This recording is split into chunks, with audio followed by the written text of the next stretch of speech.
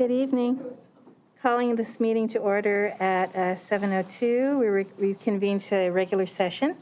Can I get a roll call, please? Trustee Garrett. Present. Trustee Ocean. Trustee Serramonte. Here. Vice President Lee. Here. And President Potter. Here. And Student Trustee Law. Are there any changes to the agenda? We just updated the PAR, so it is enclosed though. The personal action Personnel report. action report, Okay, yes, sorry. it's- But it is included in this board Okay, agenda. it's been updated. It has been updated. Okay, great. So we have a motion to approve the agenda. So moved. Second. All in favor? Aye. Aye. The minutes, I have one little change to the minutes, and that is the board clerk is Ms. Salahuddin. And do we have a motion to approve the minutes as amended? Move to approve as amended. Second. All in favor? Aye. There's nothing to report out of closed session. Let's see, so communications, we'll start with Trustee Law. For Her updates, board report? so I made a phone call to Mustafa, and we actually have nothing to report. Okay. All right, thank you. Let's see, I have a board report. I have a report from Terra Nova from Trustee Huazano. Currently at Terra Nova, they had installed a new water filling station at the jungle, making it more accessible for students to get water. The Environmental Club will begin weeding out the garden next week, so students are excited about that. The senior class is hosting an e-waste drive to help fundraise for prom, along with other fundraising events on campus from other grades. Winter sports are hitting the end of the season, so spring sports are starting back up. And that's all I have to report on Terra Nova right now. Thank you. Ms. Garrett? I just want to wish everyone a happy Chinese New Year. I am happy to be here to be able to represent my ethnicity, where I was born, where I grew up, part of my life, and be able to just be here and represent just people in our community that serve the students. I'm proud of where I come from, and I'm proud to be here, and that's, a little emotional for me, but I think that's all I want to say today, so thank you. Thank you. Ms. Salahuddin? I have nothing to report. Mr. Lee? Just want to echo Ms. Garrett's sentiments. Happy Lunar New Year to our community, and what better place to celebrate than here in this board meeting? Absolutely. All right, that's all I've got. All right, and I have nothing to report. Ms. Presta? Thank you, and I will also be giving just a really brief COVID-19 update, because Michelle Jones is doing Okay. COVID testing. Okay. So I wanted to share with you that I did attend the superintendent's symposium last week, and was able to connect with some other superintendents from across the state. It was really helpful. I will assure you that we are all experiencing the challenges of COVID, et cetera, this year. But it was good to hear from my colleagues. And I also wanted to thank all of the leaders in this district that I was even able to be gone for a couple of days without worry, because the district was in such capable hands. So thank you to Deputy Superintendents Van Raphorst and Baca, Associate Superintendent Basuino, and all of the principals and everybody else. I also just wanted to let you know that with regard to the COVID update, our numbers are going down. The dashboard is up to date. Thank you to Michelle Jones and Austin Warden for keeping that up. It's no small feat. And we have ordered more rapid tests. We have, a few thousand now rapid tests on hand. So we've got them on hand. What we are now working on is the staff to be able to give rapid tests whenever needed. We've got staff now at each site offering rapid tests to staff members who are out sick and ready to come back. So that's great. Again, thank you to Ms. Basuino, who for the last month was testing staff from 3:30 to 5:30 here at the district office. So I'm grateful for that. And aside from that, we are looking to purchase a large quantity of tests that we can send home with students. So we were lucky enough to receive those tests from the state after winter break.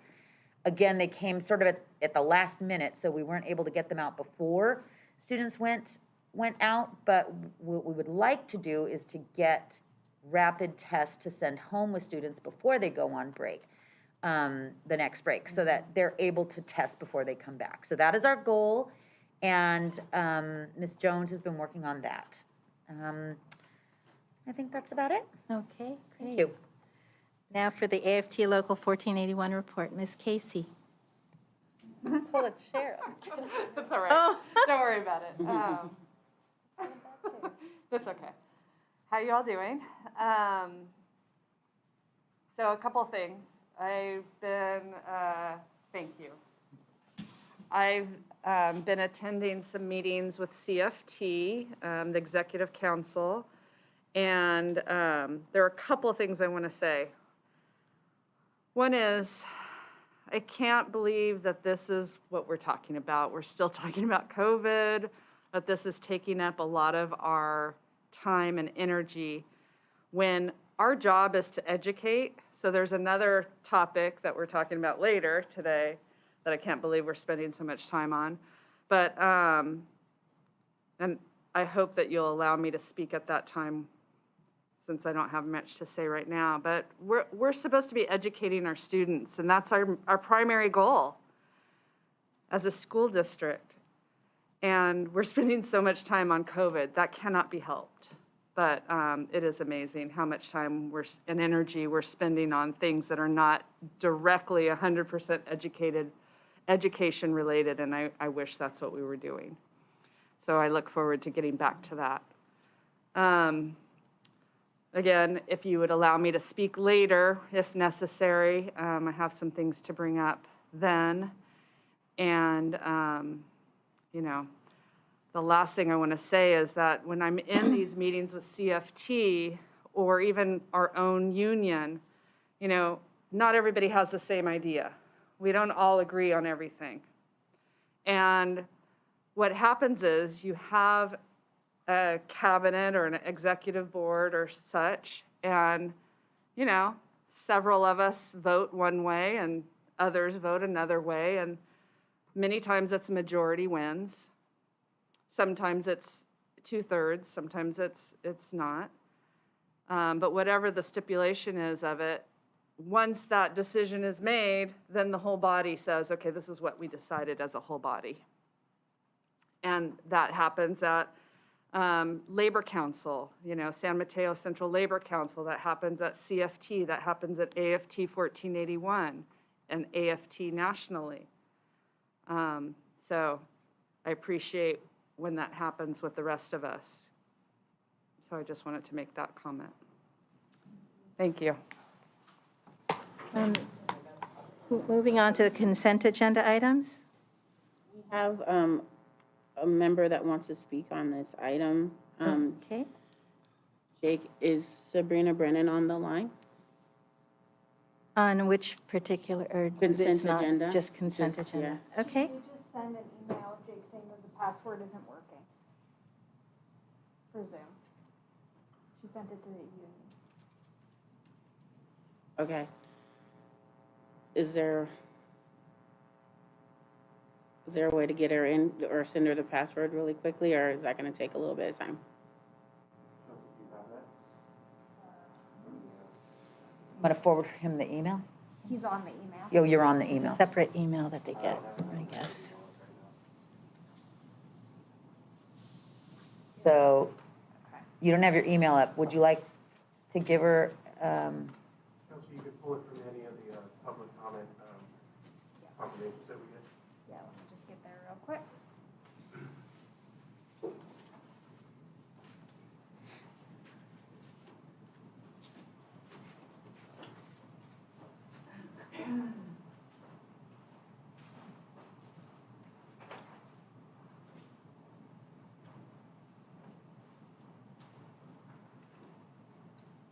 Where would I find it, Jake? Sorry, I'm not seeing it. Should be in the confirmation email.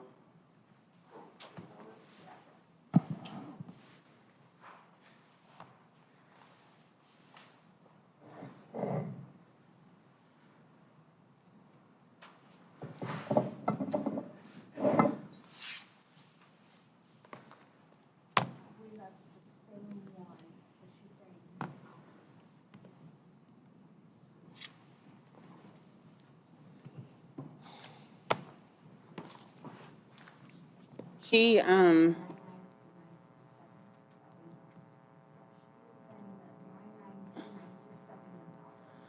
tell her she could call my cell phone.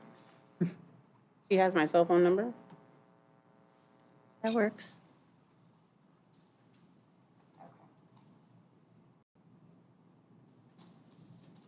So the people that are on there use that same number? They use the same, they have the same It's password. all the same password?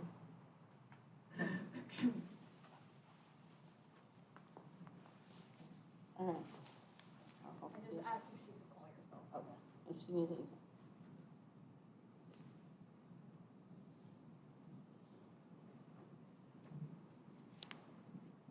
Question. It's Yes. arrived. Are we taking public comment now? Yes, we have a public comment for consent agenda, but she's having a hard time connecting, so we've asked her to call Ms. Salahuddin's cell. To avoid maybe going through that route, are we sure that the registration and the access is working for all of our participants? It looks like they all, Will it Got work for it. all the people that were logged on? But one person is saying that they can't, not that the work, code's not working. Is this but the they all first- have the same code. Is this the first comment? Yes, mhm, For consent. for consent. She's not responded to the email. Okay. You want to call Wanna her since you have her phone number? Text her, make, Wait, I we, just got one. She says that she doesn't have your cell phone. Okay.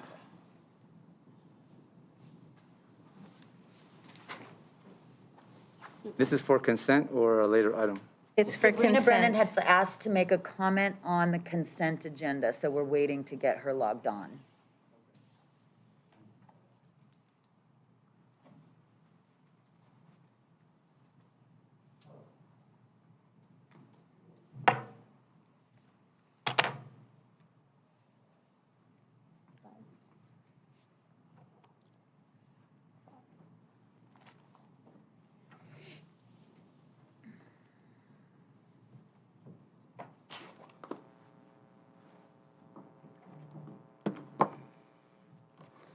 Jake, can you still do the timer, even though she's going to call in on the phone?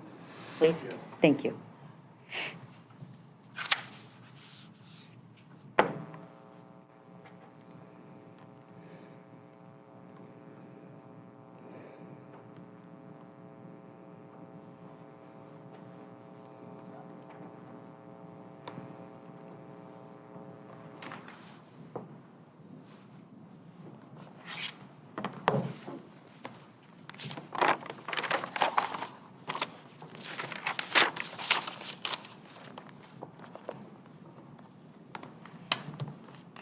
Sabrina? Yeah. Okay, so we are at consent agenda and you asked to speak on the agenda item, so did you have a comment on consent? I'm getting like an echo. You're the only one hearing it. We can hear you fine.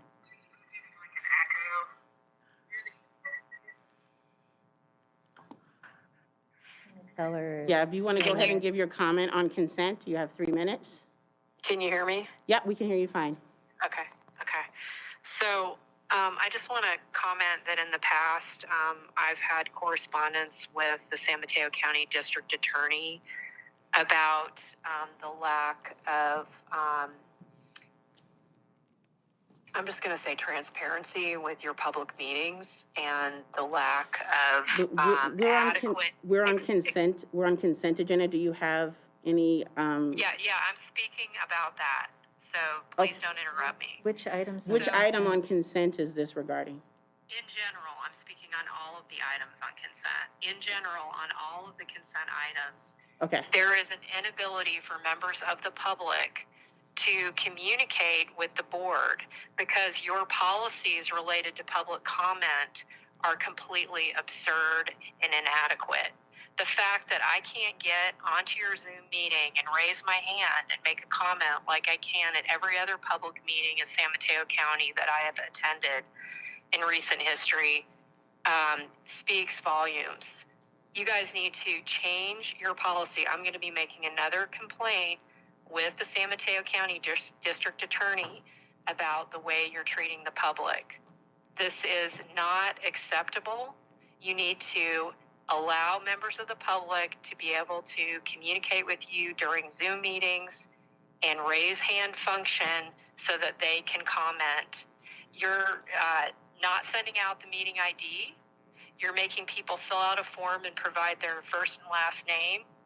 You're asking for information that you don't have a right to ask for at all legally. Nothing about any of this is acceptable. So I would ask that you review your policies with regard to public comment and make some adjustments so that the public can actually participate and so that you guys can get input from the public on the work that you're doing, because you are working on behalf of the public. And I'm really, really frustrated that I'm having the same experience that I had before. Now, I do appreciate that I was able to call into a trustee's cell phone, but this is an unacceptable situation. I should not have to call in on a trustee's cell phone. Not everybody has the trustee's cell phone number, nor should a trustee have to give out their cell phone number. So there's just nothing about the situation that's acceptable. So I'm not going to make the comment that I plan to make, because this is more important that you guys fix your broken process with regard to public comments. Thank you. Thank you. Do you just want to stay on? Okay. Okay. All right, so we have consent agenda items. To approve? Second. All in favor? Aye. Aye. I would just like to say quickly on consent, one of the items is the resignation of Annie, and I just, she's just been a really long time employee and just fantastic. My daughter just couldn't get enough of her. She's done so much for the district, and one of the things that was really important to me was just the coming out day and the planning of that at Jefferson. So, Yeah, I also wanted to point out that Annie Stewart, nearly 18 years serving our district, and also she was my daughter's teacher. She loved her. She taught everything except for the salsa dancing. She handed that over to someone else. But and then we've got others who are retiring. Ms. Lillian, special ed, nearly 29 years. Ms. Strange, nearly 32 years, and I was, remiss in not acknowledging Ms. Hermosillo, who's been at Jefferson for 40. She'll be there for 40 years, and she is now retiring. So I just want to thank them all for their service and sticking with us this long. They make us who we are. Okay. So we're moving on to public comment. So we had one speaker for public comment is Superstar. Do you want to remind people what? Yeah, as soon as if we find out if there's Superstars there. If Superstar is there, can they raise their hand?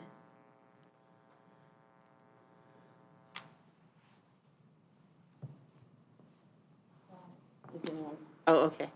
So this is the time for public comment. This is the time for anyone to address any items that are not currently on the agenda. The board cannot respond to items that are not on the agenda, but we can give direction to the district office and superintendent if we so choose. You have 3 minutes, and it starts now. Thank you.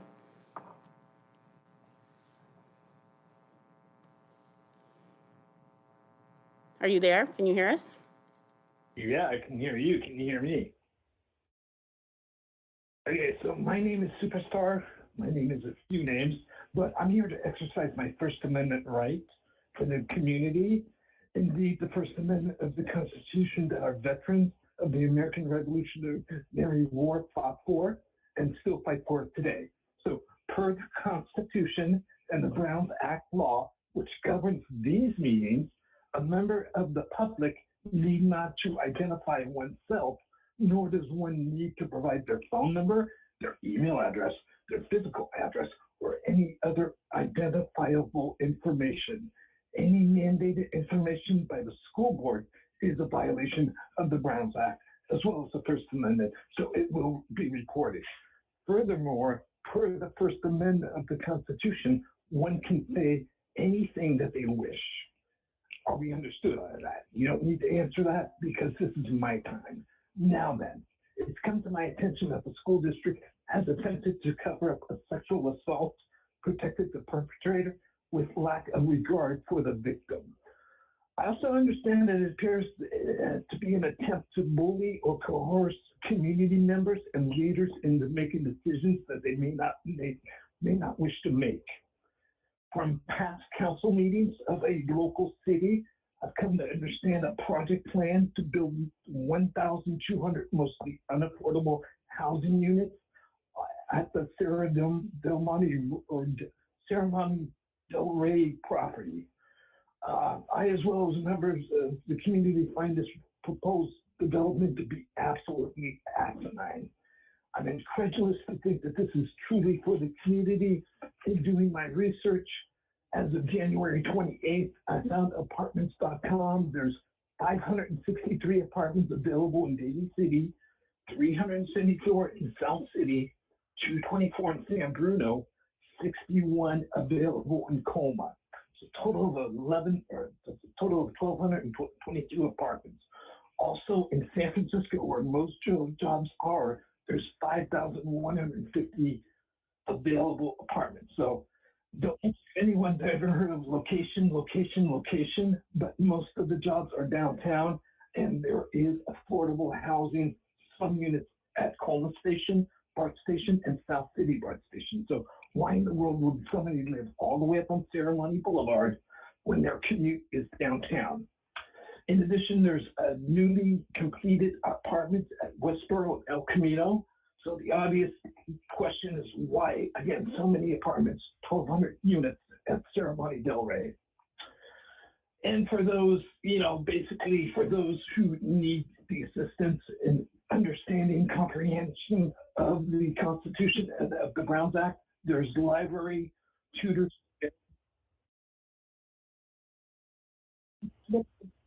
I think I got more time.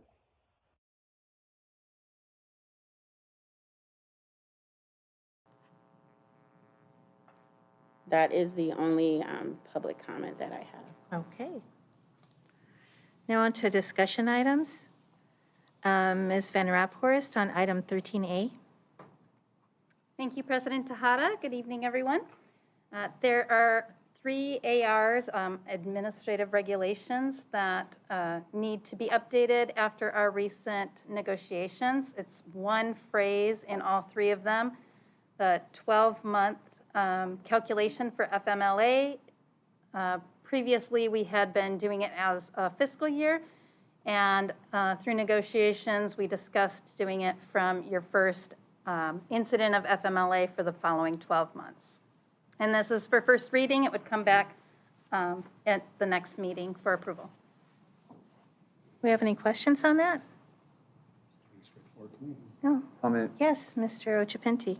Yeah, I'm just glad that we're making progress on this. I think it's been an issue, obviously nationwide and statewide in terms of providing those resources. So glad we're able to provide this, and despite the fact that maybe it's taken a pandemic to raise these issues to this level and this sense of urgency, I'm glad that we're keeping our community in consideration, our district community, and being mindful of our district staff and community's needs. And so, anyways, thank you for this, and looking forward to its approval or its consideration next time. Thank you. Now we're on to the action items. The first is 14A1, This is Board Policy 1313, Community Relations Civility. Ms. Presta, we discussed this at the last meeting, and so, So we're just bringing it back for approval tonight. yeah. Mr. Ojapinti, did you have your hand raised? Yeah, I was gonna say,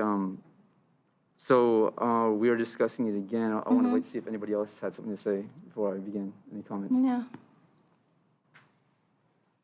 Sure, then I'll begin.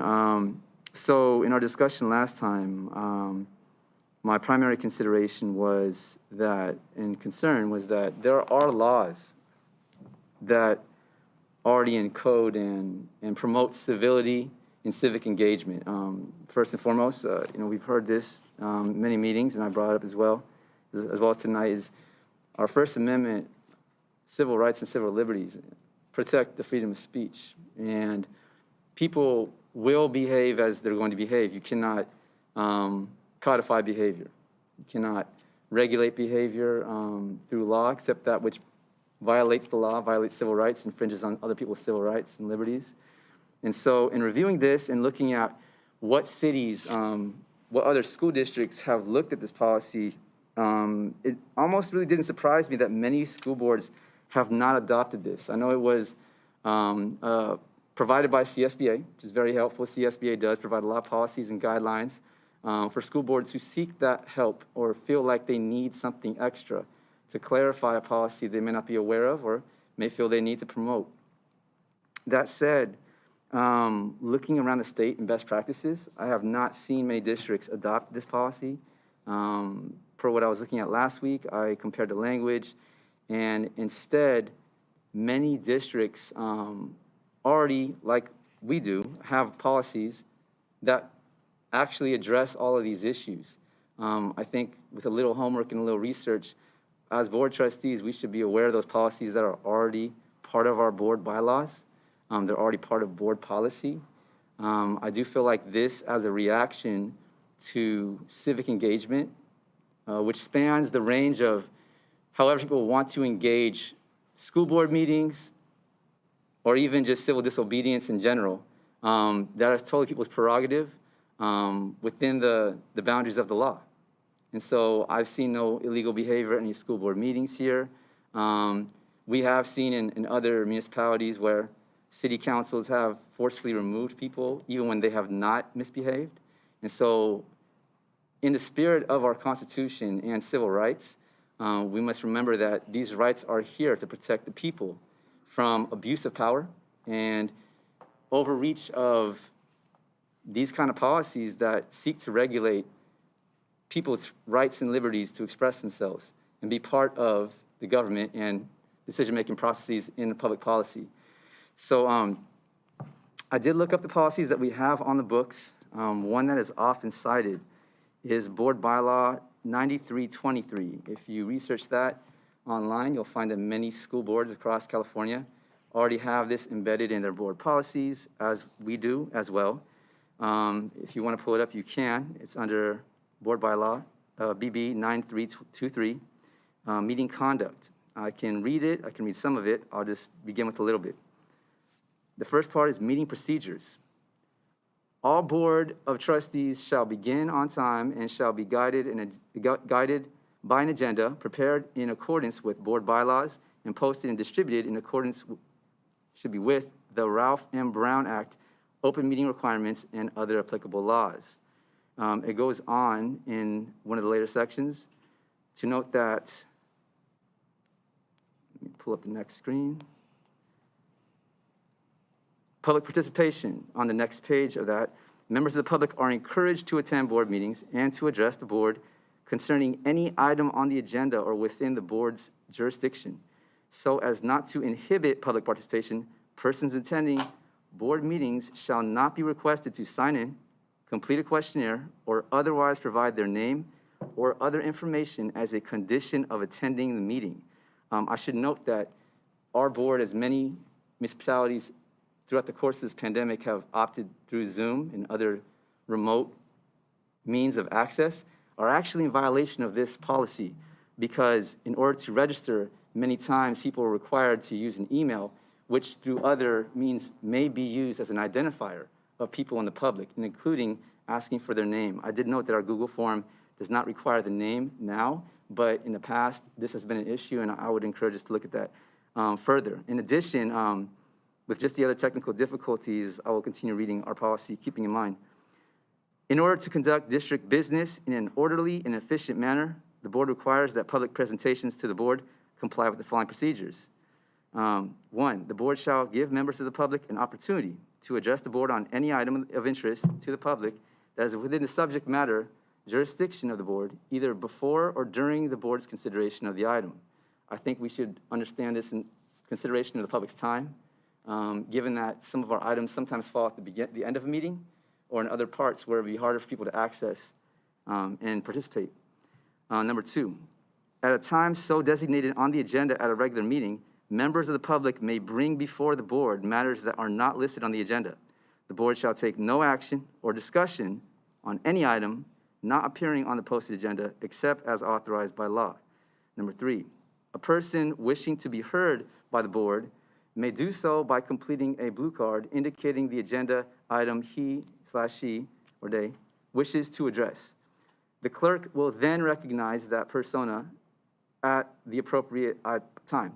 The speaker then shall identify himself, herself, themselves, and proceed to comment as briefly as the subject permits. It goes on. There are other parts of this that actually speak in detail to how we conduct public meetings. This current board bylaw that is in consideration on tonight's agenda item is actually not something that's explicitly supported by anything else. It actually reaches further.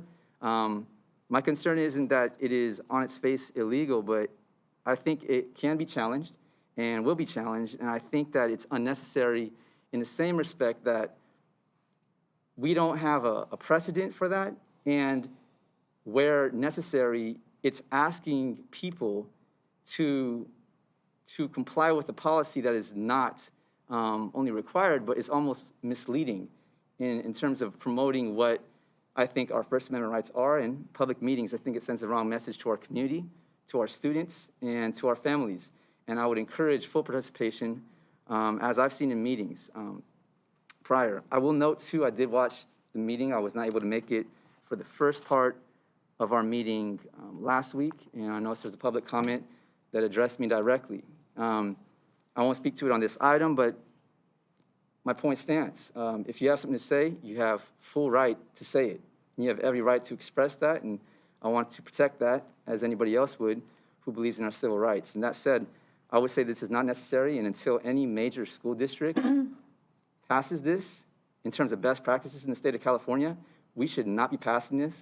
Other school districts may have opted into this depending on their experiences, but I would encourage us to just simply remove this item and vote no, because I don't think it's necessary, and I don't think it necessarily will be in any time in the foreseeable future. Okay, so are you making, thank you. I'm fine tabling it for now. We don't need it. It was me just to stand in solidarity with other school districts. We do civility. I mean, it's not going to enforce civility.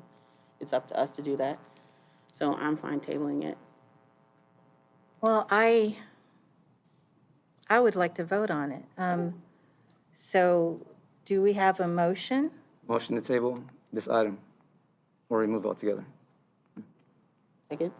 Second? All in, let's have a roll call vote if anyone wants to table this. Student trustee Law? It's okay. Okay. You can abstain. I abstain as well. You can't actually. You cannot. I cannot. Can abstain.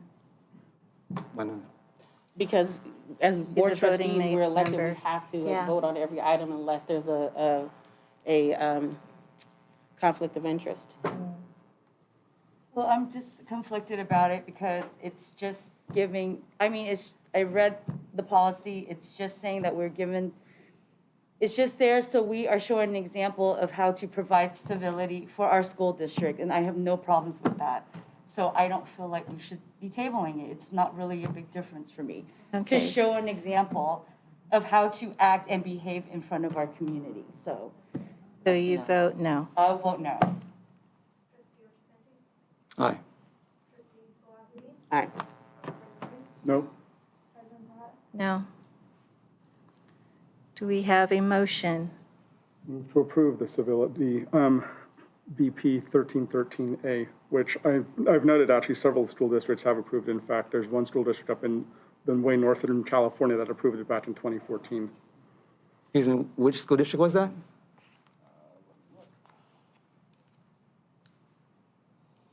Twin Rivers USD. So you want to follow the example of Twin Rivers USD. The policy just simply It's states a- that we should just treat each other civilly. And it doesn't take, and really doesn't, simply does not preclude anybody from speaking Right. per policy or per the Constitution. Model civil And in behavior. fact, if you look at the policy actually does cite the First Amendment of the Constitution in the footnotes. So we have a motion to approve this policy. Do we have a second? Okay, roll call vote. Student trustee Lau? You can abstain. You can abstain. Trustee Garrett? Aye. Trustee Ochipente? No. Trustee Swaggart? No. Vice President Lee? Aye. President Hada? Aye.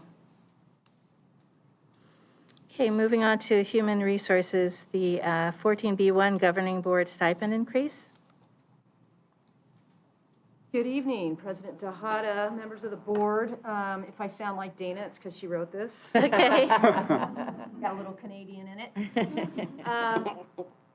So the first one is governing board stipend increase. The item being considered this evening is a 4.7% salary increase to the board members' monthly stipend. This increase is consistent with the increase that was approved for AFT and unrepresented employees at the January 25th, 2022 meeting.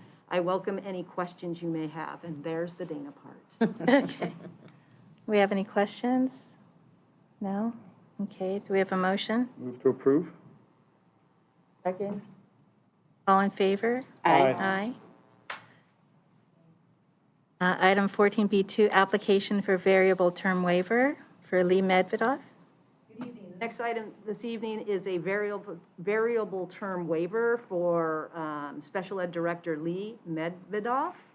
This waiver waives the administrative services credential requirement for his position. Lee is currently in a program for his preliminary administrative services credential. This waiver provides coverage for him while he finishes his program. Do you have any questions? No? I Okay. just want to say, glad to see this here. I know as somebody who works within special education that working and studying full-time, part-time even, on one of those ends is extremely difficult. It's a heavy load to carry. And like with any of our staff, the kind of energy it takes is definitely welcome and appreciated. And so for those who may not know in the public, sometimes these waivers provide our staff the time they need to not only get the training they need, but to not be completely burned out, especially this time with consideration of mental health and even physical health. It's a reality where just the time you put into completing these programs can take a long time. And the state of California has extended a lot of timelines. So these waivers are important. I appreciate them, and I'm glad that Lee is invested in that. You have a motion to approve? Move to approve. Second. All in favor? Aye. And now for the job description, summer school principal. The summer school principal job description being presented this evening is a new position, as was mentioned during the meeting on January 25th. Historically, the principal of Thornton High School takes responsibility for overseeing summer school, which makes for a very long school year.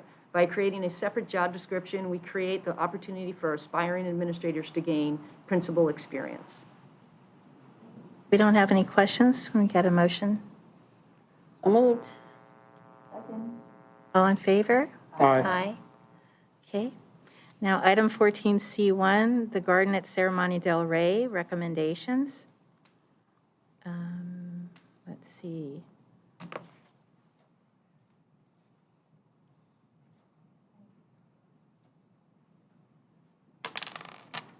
Thank you, President Tejada. Good evening, everyone. I bring you this presentation tonight at the recommendation of the Facility Subcommittee.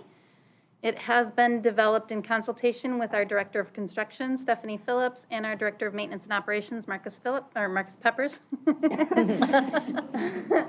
They are here tonight and will be able to help me answer questions during the discussion period. This presentation is not too long, so I would like to recommend that questions just be saved to the end. There we go. All right. Do I have the reins? There we go. Okay. So in this presentation, I will provide a very brief background of the garden here at Serramonte Del Rey and talk about the current status. But the main goal of the presentation is to make recommendations for a plan that will allow continued community access to the garden while addressing the security needs of our staff, students, and tenants, and improving safety for everyone that uses the garden, and provide for public discussion on the matter. Wrong one. All right, so while the campus was functioning as a high school, the area that's now the garden was the school's tennis courts. In early 2000, or around 2000, a teacher at adult school started planting in the area, and it came to be used by adult school, adult transition, and therapeutic day school. It wasn't until we began planning for our faculty and staff housing project in early 2020 that district leadership learned the space was also being used by some members of the community. So at that point, we began meeting with these community members to work on safe ways to share the space. Through these meetings, there was a mutual understanding that we would manage this space as we do the spaces on our other campuses to keep it safe for our students. We added some fencing, we posted hours for community use, we developed a waiver agreement that included an understanding that there would be no expansion of the current garden and no building without permission. And we asked that these garden volunteers, just like volunteers on our other campuses, get background checks because they might come into contact with our students that were using the garden. This plan proved very difficult to implement because right then is when COVID hit and things were very chaotic. We were never able to ensure the space would be safe for our students, so they have not been using the garden. And around June of 2021, we stopped trying to enforce this plan. Since then, our staff has only gone out to the garden periodically, and here are a few of the problematic situations we've encountered. In August, a BB gun was found in the greenhouse. Glass pipes and beer cans are often seen, as you can see in this picture. Seems like my mouse doesn't want to point. Oh, there we go. Oh, almost. It was there for a second. Anyway. So you can see in the bags on the upper right-hand corner, those are beer cans in the white garbage bag, and the yellow cans on the ground that are smashed are all beer cans. We also came across fresh human feces in June, and we've gotten complaints from neighbors about fires, loud music, as well as people being confrontational. Multiple times, people have been seen to wash their vehicles with the water that's meant for the garden. Staff has had their cars vandalized and flyers have been left on cars. And the garden has been built up quite a bit. Many, many trees have been planted in the last year, and structures have been built, and there's been modifications made to the hillside. So oh, there we go, I can point. So you can see here on the hillside, these are the houses up above campus. And here are rings of rocks that have been laid and new redwood saplings that have been planted here. And this area has been cleared, as well as some areas leading up to trails. And you can see that the footbridge has been constructed over the ditch. We did have a geotechnical engineer assess the stability of the hillside recently. And while they said there's no imminent danger, thank goodness, they said that these types of modifications should not be made, especially by people who do not have expertise. For instance, they said that redwood trees can make hillsides less stable because of their shallow root system. There are currently a number of costs to the garden as it is. Water is one of those costs. There have been a number of times that we've found hoses to be left just running full blast with no one around. Here are pictures of twice two of the times that happened. In February, we found water running into a pond that had been created. It has since been filled. And then just this past October, water was left running in a ditch by the hillside under the footbridge. We have also incurred costs from legal consultation, our administrator's time, and undue risk of liability.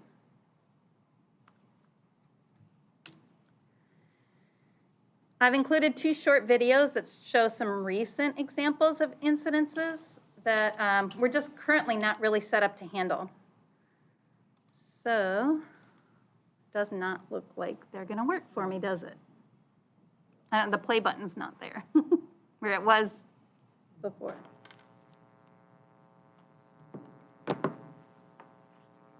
Describe with the videos, I guess. Do you have it elsewhere? So, the first video, I don't know if I probably can't do anything about this, right? Well, the first video is some nighttime activity in the garden with one of the video cameras that we have set up. The video begins just before 11 p.m. on a Monday night in January.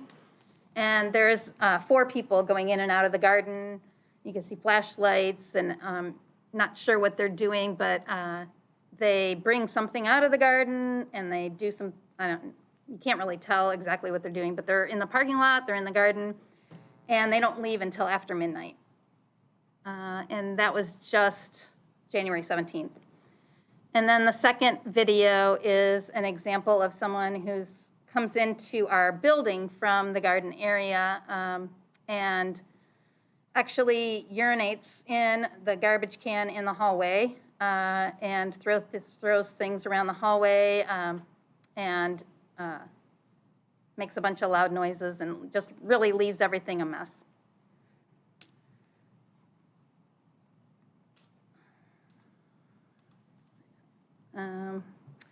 So with all this in mind, this is the plan that's been developed for the board to discuss tonight. It includes enclosing the space. Right now the fence only goes about halfway down the sides and it's not along the back side of the garden. So the proposal is to enclose the space completely, to clean up some of the items that are hazardous, make sure that what is in the structures is just for gardening, and that the structures are secured with district locks. Right now, people keep putting their own locks on the structures, and we've asked them to either give us keys or share the combination if there's a combination lock, or to have it be district locks. And as I said, they keep putting on their own locks, so we can't get in there without destroying the lock. So we want to make sure that we have access to the structures and that what's in there is just for gardening. We're recommending taking down the unapproved signs and to post instead use guidelines and provide a professional security guard and additional cameras. And the signage would outline the liability waiver that users would have to abide by. If the plan is implemented, it would begin with communicating with the community members by reaching out and posting information 2 weeks in advance, posting signage that includes an acknowledgement of the rules, and that garden access will end. The district does not intend to keep the garden indefinitely, so we would provide a 4-month notice before closing the garden to allow for the harvesting of plants. We would continue to encourage input into the design of the new garden space that is planned, as well as the other green spaces in the proposed development. So I know that you can read, but just for clarity, I'm going to read through this slide and the next one that has what would be on the signs so that you know what we're proposing. So this says, the garden is property of JUHSD. By being on this property, you agree to be bound by the following rules and any amendments or other rules posted in or about the garden area.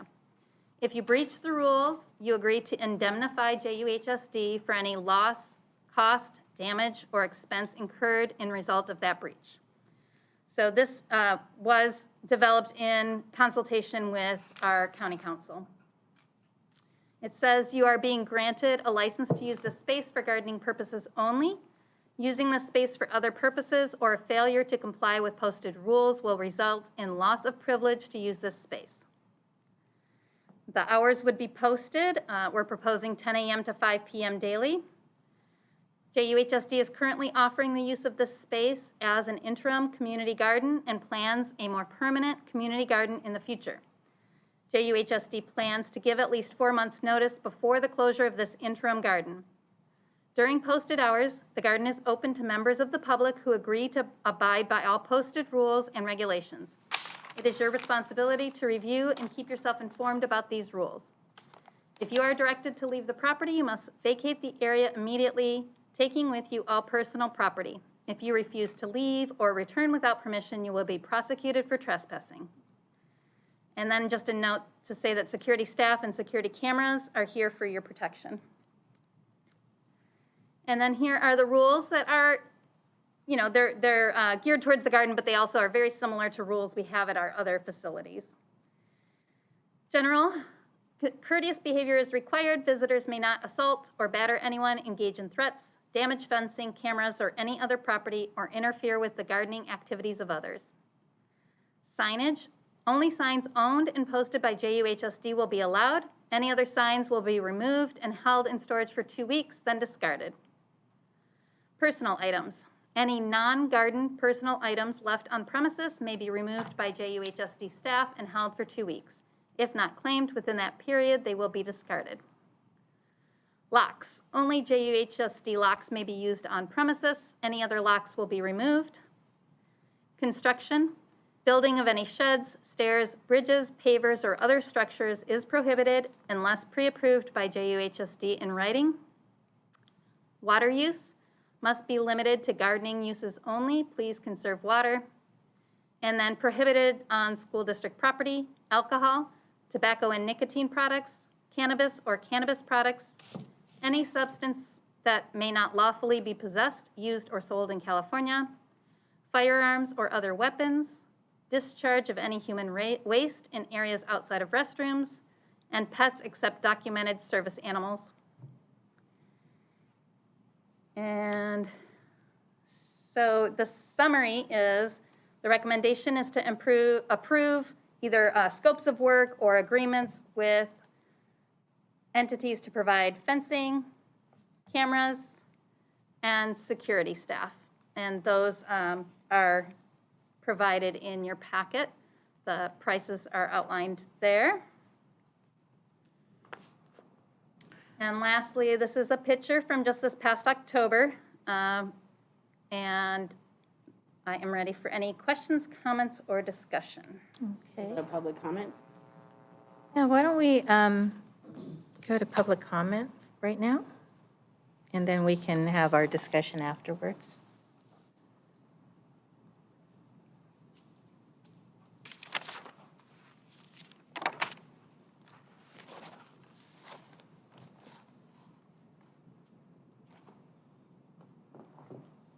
Okay. Sabrina? Yep. Okay, so you're up. Hold on one second. We're getting the timer ready for you. Can she see the screen? Hold on one second. I'll let her know. Okay. Okay, so start. You have 3 minutes starting now. Number one, the Jefferson Union High School District volunteer policy deters volunteerism in the Daly City Community Garden. 2, the volunteer policy should be 1 page, not multiple pages. This is way more complicated than it needs to be. 3, volunteers should never be required to pay for background checks at all for any reason. All money that the district has forced volunteers to pay for background checks needs to be refunded effective immediately. 4, already Jefferson Union High School District staff has access to all structures at the Daly City Community Garden, including the greenhouse, and this has been the case for some time. 5, volunteers and visitors at the Daly City Community Garden have not impacted the stability of the hillside. To suggest otherwise is false and completely untrue. 6, Indigenous community representatives do not support closing the Daly City Community Garden. 7, reimburse the public. I'm just going to say it again for background checks. You guys should also be reimbursing the public for the work they're doing to keep the property clean, all the trash they're picking up, and all the maintenance that they're doing for the district during their time off from work. This is all stuff that you guys should be helping with that you're not. The Daly City Community Garden is in its current location. It's critical to the nutrition and green space needed for low-income families and for the community. Moving the garden is unacceptable. 9, please make sure that people in the larger community are notified about all Jefferson Union High School District's meetings related to the Daly City Community Garden. That didn't happen tonight.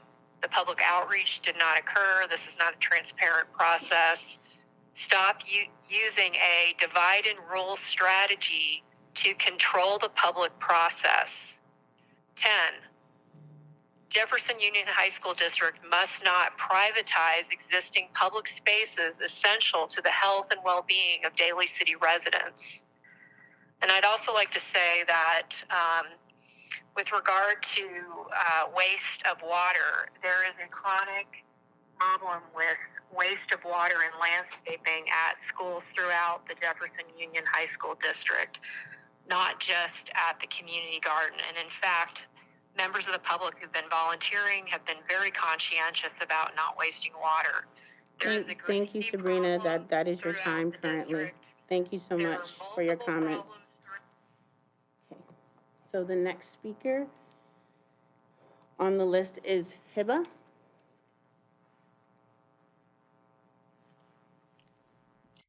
Good evening to everyone who is listening. For those who do not know me, my name is Hiba. I am a Westmore alumni, a resident and volunteer in the community, and above everything else, an extremely concerned community member and taxpayer. Also, I would like to add, I was volunteering at the school district for over 2 years. I never once was required to take a background check or drug test or anything. And the fact that you guys are enforcing this now when it hasn't been upheld consistently and like equally is 100% retaliatory against everyone who volunteers at the garden. Before I begin speaking why I'm against spending up to $170K to further criminalize and police our community and youth, I want to read a portion of my school to prison pipeline paper I wrote for my undergrad degree. In the United States, in a single year, there's an estimate of 2.1 million youth who are incarcerated. Although there are many different reasons as to why, a number of youth who enter the juvenile justice system have been failed by their educators. They are more likely to have experienced school disciplinary problems, encounter academic failure, and overall be detached from school. Nearly half of all students who enter residential juvenile justice facilities have an academic achievement level that is below grade equivalent for their age. Instead of investing in our youth, we invest in policies and systems that criminalize and oppress them, which ultimately leads to them entering the school to prison pipeline.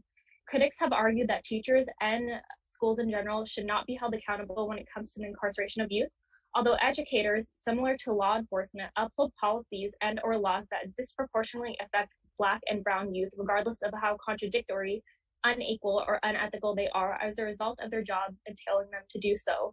To argue that teachers and school administrators hold no sort of accountability in terms of the school to prison pipeline is completely absurd. If you are maintaining these policies that result in the incarceration of your students, you are completely complicit in their imprisonment. Why am I even bringing up the school to prison pipeline and the incarceration of our students? Studies have shown that having any security presence or security systems on school grounds ultimately is what leads our students to having a distrust in their schools and educators. These systems are exactly what perpetuate the school to prison pipeline and the criminalization of our students. By even considering spending school funding, which I'm genuinely confused how you guys have the funds to police the community, yet had issues making the garden ADA accommodating or spending $1.50 per student for masks in the middle of a global pandemic, which yes, about 2 meetings ago, These school board members stated that they did not want to spend that much for each student in their school, but I digress. This agenda item is costly, straight up harmful, and completely retaliatory. I hope that one day the school district actually puts the needs of their students first before the money in their pockets. Our children are our future, and we need to protect them at all costs. We cannot pass agenda item 14 that literally puts youth at risk. You do not prevent any crime or wrongdoings by funding the systems that further oppress people.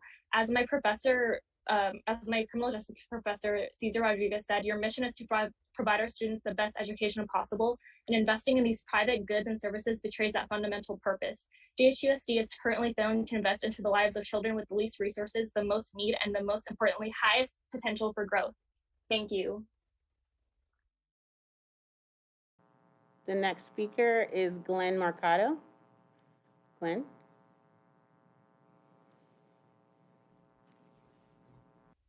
Hello?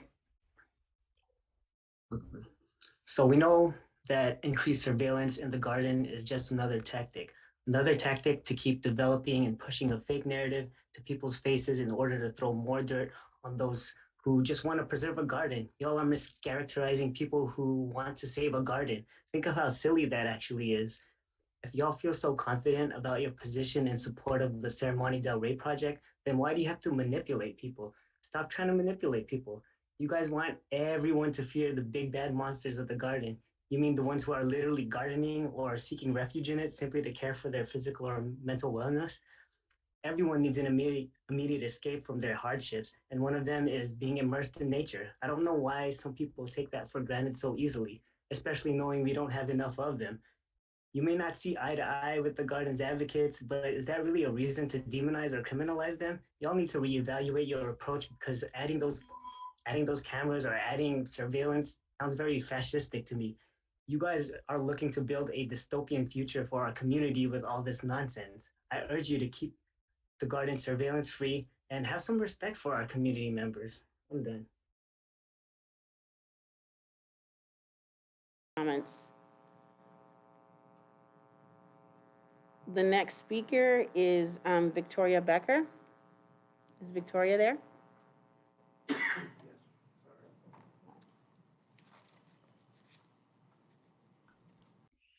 Hi, my name is Tori Becker. I'm a member of Pacifica Social Justice.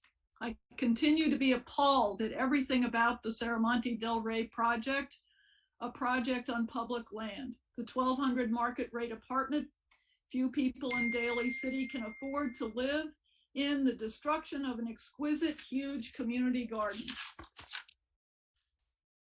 No actual information or transparency about the money that's being promised to teachers. There is complete disregard for the community. And now the school board wants to spend precious resources to the tune of $170,000 to build chain link fencing and hire 24/7 security to police a garden where people plant vegetables and high school students hang out. This is a power play, a marking of territory by the school district. It will criminalize students and community who use the garden. This is outrageous. This is an outrageous misuse of school district money and criminalization of youth. This is the face of the new YIMBY Bay Area fascism. It must stop now. Thanks. Much for your comments. Next, we have Cesar Rodriguez, if he's on the line.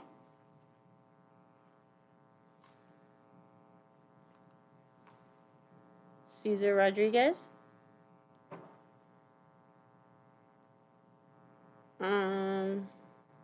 Do you see anybody named Cesar? We don't see you. And do you want to lower everyone? Can you lower everyone else's hand?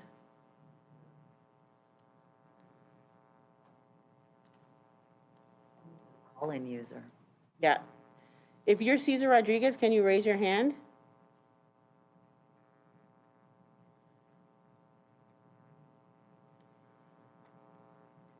Is the call-in user Cesar Rodriguez? I don't know. Can we pop? Can we ask call-in user who they are?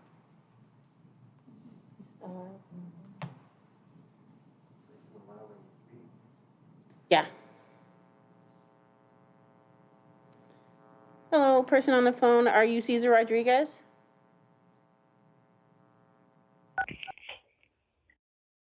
Hello, can you hear me? Yeah, I'm not too. I guess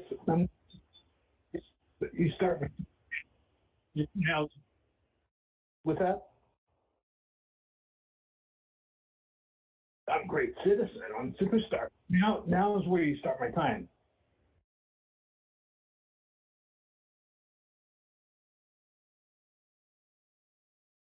You ready to give him his time? He's on the phone. The next speaker is on the phone. You just start the clock. Yeah, the call-in user. Okay, superstar, go ahead. Well, I'm a great citizen too, so that's really my name too. So a couple of weeks ago, I actually saw cousin It coming out of the garden too. So I don't know what's going on up there. I don't know if anyone's planting garbage and just walking away and blaming the public or blaming other people.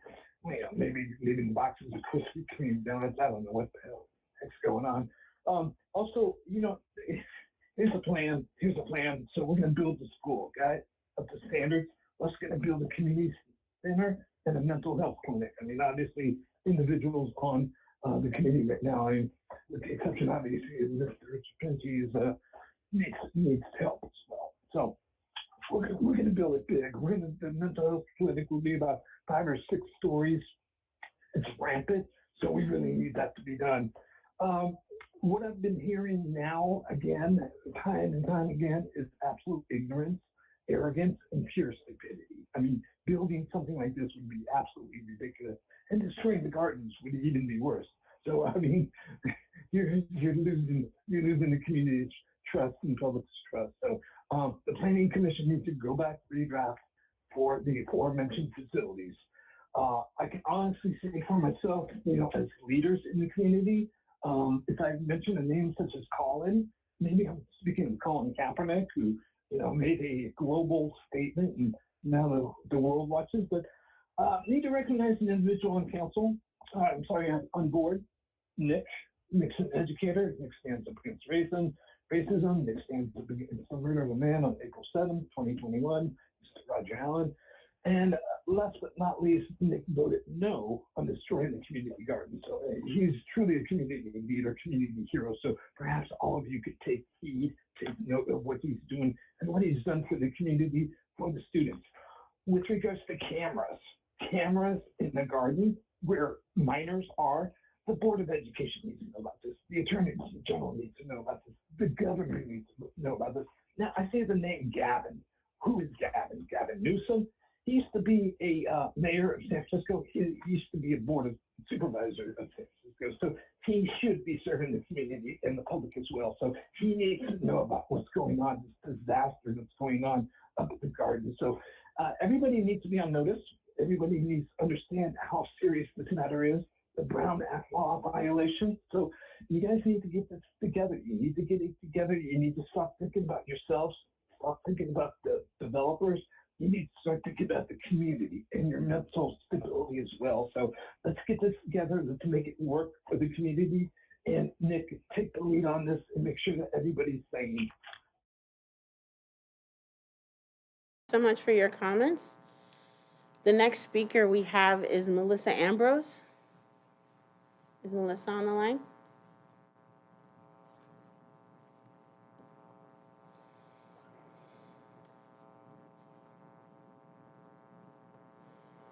No? Okay. So the next speaker we have is Tess Unger.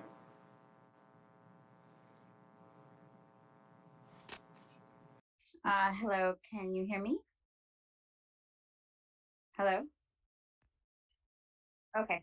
I am a teacher at JUHSD, and I don't live in Daly City, but I do teach there, and I teach a class called Urban Farmcraft. And my students have been incredible and have really shown up and shown out for this garden. And the superintendent, Tony Presta, I believe, and Andy Lee on the board came and spoke up to my class, and I appreciate that they came. It was a little tricky getting them there, and my students had put in a tremendous amount of research and work and preparation, and treated it like a meeting. And they gave a presentation on what the plan was, and I hope that they really listened to the students, because it was one of the most sort of inspired and powerful, and the students spoke from the heart, and spoke specifically to how the last 2 years of their lives have affected them during the pandemic, and how isolated they have felt, and how much it has impacted their mental health, and how the garden was not just a place to like hang out and and it was more than that, that it was a place of reconnection and a place of connection to nature, and it inspired in them a desire to fight for green spaces and to do research about this this world that they're inheriting. And to me, it's the fact that we're fighting kids when they are standing up for, like, we tell them all the time to stand up for what they believe in, and that they're the stewards of the earth, and that they should be fighting for these spaces. And then here's an opportunity for them to do it, and we're not listening to them, and just shooting them down. I wanted to respond specifically to some of the things that were on the agenda. One, the list of rules, one of them being a waiver, that's fine. The enclosure, that's fine, and the cleanup, but the supervision and the cameras and the locks, like, I think all of that begs the question, who's going to have access and how, and the signs. The kids have worked so hard on the artwork that is hanging on the fence outside the garden. The idea that you would rip that down is like truly awful. I don't know how you're going to explain that to them, but thank you for your time. I'm sorry I didn't have things as organized as the rest of people, but I really, really want you to reconsider all of this. Thank you. The next speaker on the list is Eric Womsey. Is Eric on the line? No? The next speaker is Debbie Santiago. Yes, hello. Yes, hello.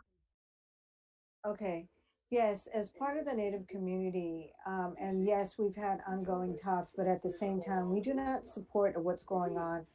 And showing some of these slides that you have there is ridiculous, because we have cleaned those areas up since last. Those are old pictures.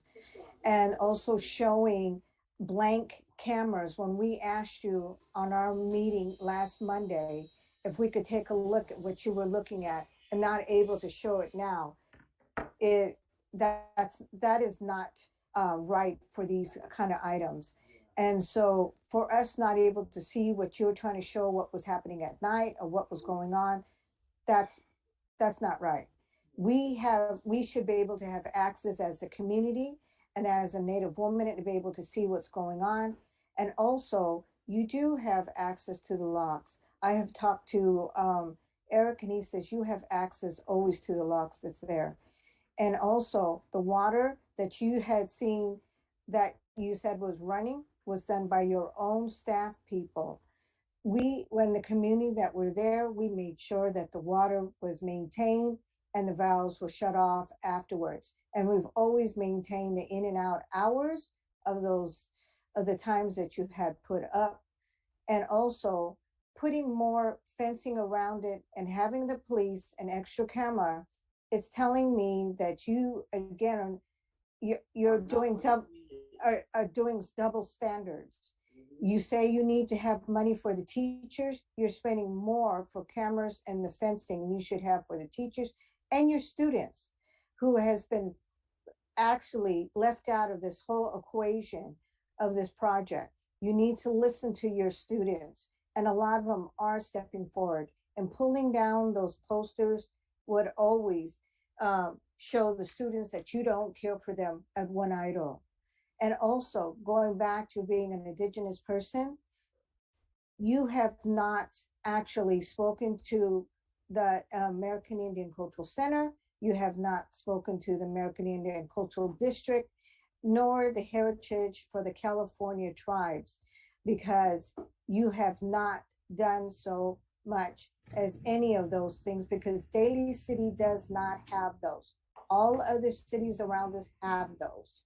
So I'm not sure who you were talking to, but here as a Native person, a Washoe person of Nevada, California, I'm against, again, of closing anything just so you can dump on it and take away what is necessary that's been there this whole time for the community, when all of a sudden now you're wanting to take notice. So yes, we are going to have other meetings concerning this particular wonderful garden. Thank you.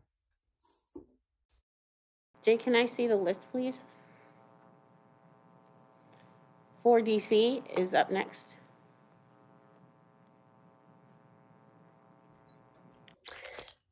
If a person can't make a comment, then that's a problem and probably intentional. So I asked that Cesar Rodriguez get called on again after me, please. Also, I will not be respectful because there has been no respect for the community, for the students, for the teachers that are in support of the garden, including Debbie. And it's so messed up how nothing on that list was a positive benefit for the students or teachers or any encouragement for them to get involved and learn. Also, you all just keep proving that you do not care about the land. You don't acknowledge that this is Ramatouche Ohlone land, the community garden, students, teachers, or the community. You didn't ask them about this, like you didn't ask them about the development. Also, the students put up those signs and you are telling them you're going to take them down. Kalima, you said you don't want anyone policing community. That's exactly what this is. Also, I will include that it was said that Shasta isn't part of the JUHSD with aggressiveness and disrespect, and that their input doesn't really matter because they are not in the district. You're showing pictures to validate criminalizing youth and community. Also, that picture of Tina was done by students that Tina has harassed and silenced, so they express themselves and their truth through art. Also, youth clean up the garden for free because they love it. How about the pictures of the community and youth picking up your property? How about Eric putting up speed limit signs because there isn't any to enter the parking lot? How about the broken pipes of construction of your project left in the parking lot that we have seen people trip on? You're welcome, because we moved them out of the way safely so no one else tripped over or by cars would run over it. You all are acting like real estate agents and the police. Just remember, this is your legacy. This is how you will be remembered, straight up, especially you. You know who I'm talking about. You won't spend money on preserving the garden or mass testing, but you want to surveil it more when you told us it would be gone soon. 170K should go towards teachers, students to get the mass and testing you say you have no money for. How backwards is this proposal, seriously, when community that uses Serramonte Del Rey, not just the garden, will lose their spaces they use, and you are all worried about policing and continuing to take away from the community. This is a tactic for so-called transparency, but it is really for intimidation and retaliation because people care about the garden. And you say we took over the garden. No, what it is that we had to step out and we had to say what was happening because the community deserved to be a part of everything that is being part in their community. Even if it belongs to someone, it doesn't matter. You all say you're part of the community, then act like it. Y'all are sad, with the exception of Nick, because he steps up every meeting and serves his community with integrity, which is why you all give him a hard time. You all should not be school officials, and the community is concerned, not just us. A recall needs to be in order ASAP. A recall of all of you, except Nick. Those 20 years and however long you've been here mean nothing. I actually hope that Nick leaves the board because you are not deserving of a leader like him. This is your legacy. Remember that. Next person on the list is Sean Carcasis. Is Sean on Zoom?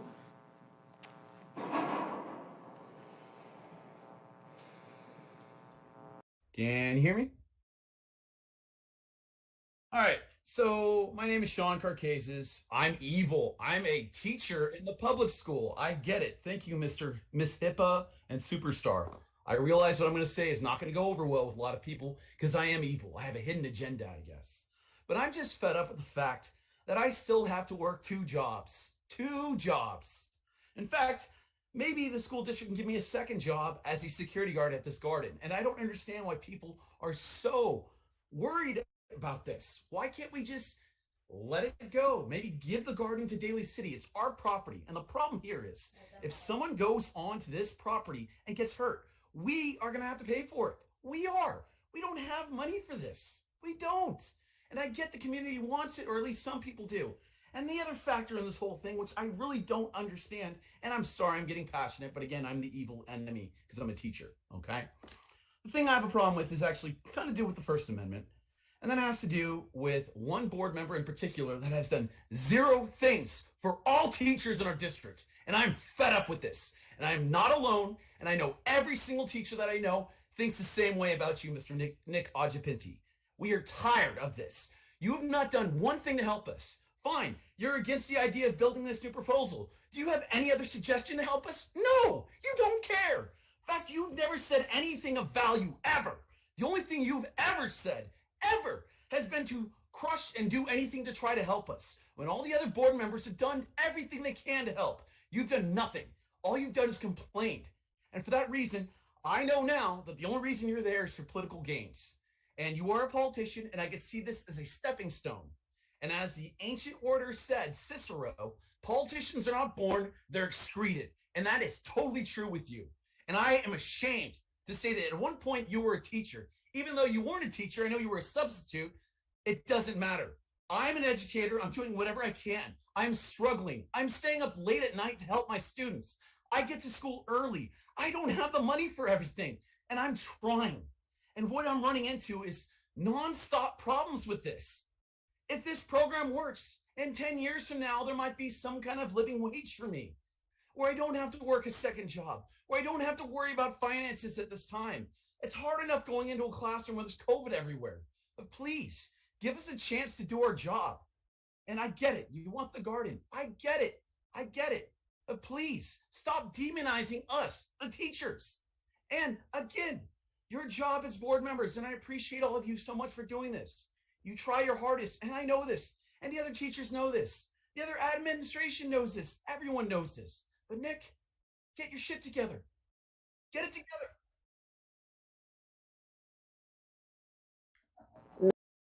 And Julie, is Julie?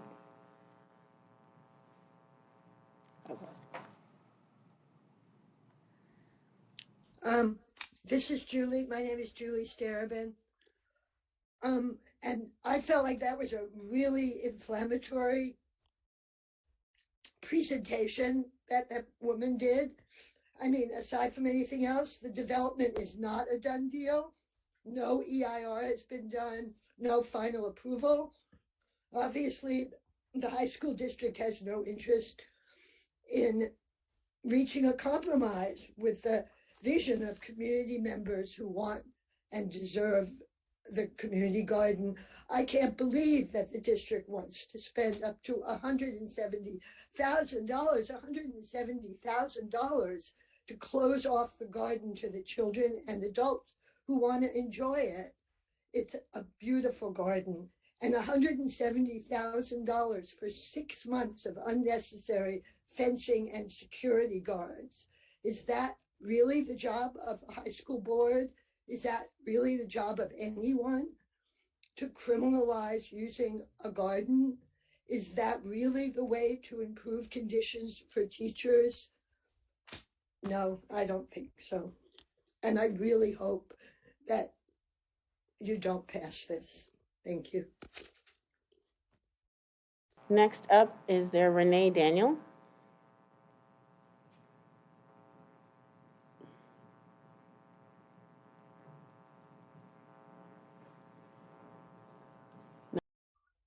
Hello, can you hear me? Okay, great. Yeah, I just feel like this entire presentation was really trying to make garden access about trying to make garden access so difficult to serve the agenda of trying to demolish the garden entirely and build a 1,200 unit complex. That's clearly going to have such a detrimental effect to the environment, to the people of Daly City, to the people who really lean on this garden and have continued to lean on it, especially during this time of the pandemic, where we need to be socially distant and safe and outside, and nature has been our only source of calm. I can't believe that for a district that always claims to be so short on money that you're willing to throw $170,000 towards this project.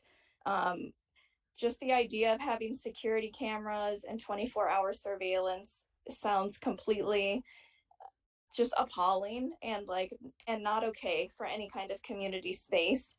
Remember that this is public land, and there's plenty of ways that we can spend that money, whether it's PPE, whether it's going directly back to teachers or other community projects. You know, I also want to address that lots that was said in the presentation, that money could be used for that. Like, what about having a more accessible restroom or the proper garbage and recycling receptacles? I also feel like the presentation was so one-sided too, because it doesn't reflect all the positive things that actually are happening at the garden, all the learning that's happening, all the community work that's happening, all the labor that's been done to maintain the garden, that people take their own resources, tools, and precious time to contribute to.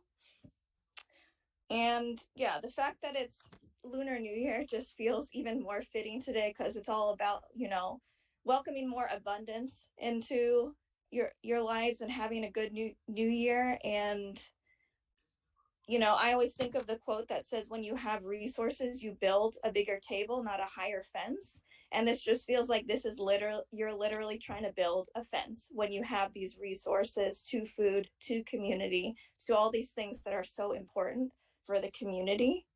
And again, this building project that I feel like is just looming in the background, there's no guarantees that this money is going to actually increase teacher salary. That's not a guarantee. That's something that's being fed to all the teachers so that they can be behind this project. I feel for the teachers. I think that these times are really tough for the teachers, but I think that this project is being used as, you know, a decoy to get your needs met. So please don't pass any of this stuff. We don't need all this policing of the garden. It's ridiculous. For your comments. Is there a Jackie on the line? JACQI? Yes, thank you. I would just like to echo what a lot of folks are saying. I have been on some of these meetings before. I'm an educator myself. I've worked in schools all over the Bay Area, and I hear the teachers, especially that one person who just got very angry. And I just have to echo what the person before me said. There's no guarantee that this money is going to go to teacher salaries. There's evidence of other projects like this that have shown that it took many years for anything like that to happen, and it didn't work. So I really think we all need to look at the reality here and what's happening, and what's happening in the here and now. Because as we've all learned in the past 2 years, 10 years from now is, you know, something that we can only plan so much for. So what we have right here, right now, is $170,000, a bunch of teachers and students who could really use it, and a school board who's proposing to spend it on cameras and security guards. That's preposterous, and that's simple. So I appreciate all of the concerns about quote unquote safety and things like that. These students in this community have shown again and again that this is nothing but a beautiful, glorious, safe space for everybody involved in it. That's why everybody's here in these meetings every week, begging you to keep it there.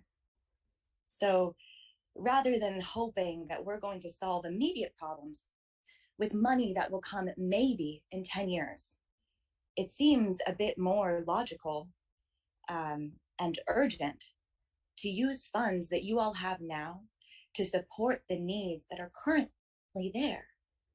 You can allocate this money to whatever you like, using it to police a small, safe space that students are begging you not to tear apart. It seems simply silly. And again, I hear the educators on this call who are begging to finally have a sustainable wage in 10 years. But again, I ask those teachers to do what you do best and educate yourselves. Go back and look at the history of the struggles that we have gone through as teachers, and the things that school boards and the things that the government have tried to do to remedy these situations, like build businesses, like build affordable housing spaces, rather than just give more money to the schools and more money to the families and the students who need it, and listen to the communities when they say, hey, we've created a space that makes us feel all the things that you're hoping we'll feel from the space that you're proposing to create in 10 years. So please be here, be now, listen to your community. They're telling you exactly what they want and what they need, and you have the resources to give it to them. Thank you.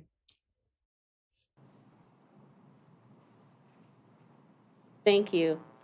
Is Caesar back? Was he able to get on? No, I don't see him. Okay. Next speaker is Jonathan Krupp.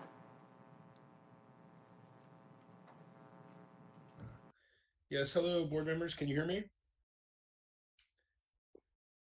Thank you so much for having me. I have to say I'm really saddened and disappointed to hear the comments from so many other people. People saying that, you know, like Jackie was just saying that she's an educator and that she knows what it's. Well, Jackie, if you've worked in this district, then you know we don't have the resources. So is this project perfect? No, it isn't. Are there flaws in it? Absolutely. But we don't have the property tax resources in this district to give us a better salary. It takes over $400,000 of money to give every staff member a 1% raise. That's how much it takes. So guess what? $170,000. Again, is this project perfect? No. Are there flaws in it? Absolutely. Am I all for people having a safe space to be outside, especially amidst times of COVID? Absolutely. But to hear some of the things that have been said by people who, Mr. Ochapinti, are clearly supporting your side of this argument are just disgusting. That we are bad people for wanting to put cameras. There are cameras in every school throughout the district nowadays. Is it an unfortunate reality? Yes. Is it fascistic, as people have said? Of course not. It's just an unfortunate reality of the world that we live in. We all need to be safe and be able to know what's going on. So I just really hate this insinuation that somehow the teachers are being just led to believe that this isn't a real thing or that we're not ever going to see the money. Well, guess what? If that's the case, and I've done my fair share of research on this project, if this is the case, give us an alternative. What is the alternative for our district that is historically short on funds compared to the districts that surround us? I believe that's all I have to say, board members. Thank you so much for your time. The next speaker is Ashley Carcases. Under the same Carcases. Hello, can you hear me? Okay, thank you, board, for letting me speak. My name is Ashley Carcases. I am currently a teacher at Terra Nova High School. One thing, I've been volunteering at Terra Nova High School for 6 years while undergoing cancer, and it brought a light into my life, so much so that I decided to go and get my teaching credentials so that I could continue to be a part of all of the students' lives that I have been able to bear witness to in the past few years. Now, just one thing, as a volunteer for the past 5 years, yes, I had to submit a background check, which I think we all should if we are working with children, so we don't accidentally put someone in who probably shouldn't be working around kids. Yes, I was reimbursed as a volunteer, and I didn't really have to ask for it. It was given to me up front right after I did everything. So I don't really know where the false information is coming from on that end. As far as this community garden is concerned, first off, it is the property of Jefferson Union High School District. It is not a property of the public. If you so wish it were, then tell Daly City to buy it from us. Then maybe the money we made from that can actually go into our district, unlike the taxpayers who have continuously fought against us anytime we have asked for any help. We have gone to the community to ask for help in our wages as teachers, and they basically told us to F off. We went to the county. The county said we don't need it because we are not a Title I school, regardless of the fact that we have 30% of our population who probably can't afford to eat somewhere. Thank God we actually have free lunches for once. Second off, we went to the state. The state told us to F off. Then we go federal. Federal tells us to F off. So I'm just curious, if everyone is such in a hissy fit about this thing, then what are these alternatives? Because as far as I'm concerned, we've done our due diligence. I've been on the side of Highway 1 asking for people to vote on a measure that would at least cost them maybe a cup of coffee a month cup of coffee a month so that maybe our teachers could have a livable wage. In the past 6-7 years that I've been in this district as a volunteer or a teacher, I've had to see colleagues leave, not because they want to leave, but because they can no longer afford to live where we live. I could go to another district in our same county and make $25,000 more a year. If you really want to help our district, you need to stop the merry-go-round that happens in our district. We get people who come to our district to train for like a year to 2 years, and then they realize, why am I busting my ass for something I can make $25,000 to $30,000 more a year down the peninsula? So community, why don't you do something? If we are demon teachers and you can't stand us, why don't you figure out a different way to help? Because ultimately, we are here for your students. And if all of our teachers leave, what are you going to do? Last speaker is Monica Casey. Nope, okay. Jay, can I see the list again?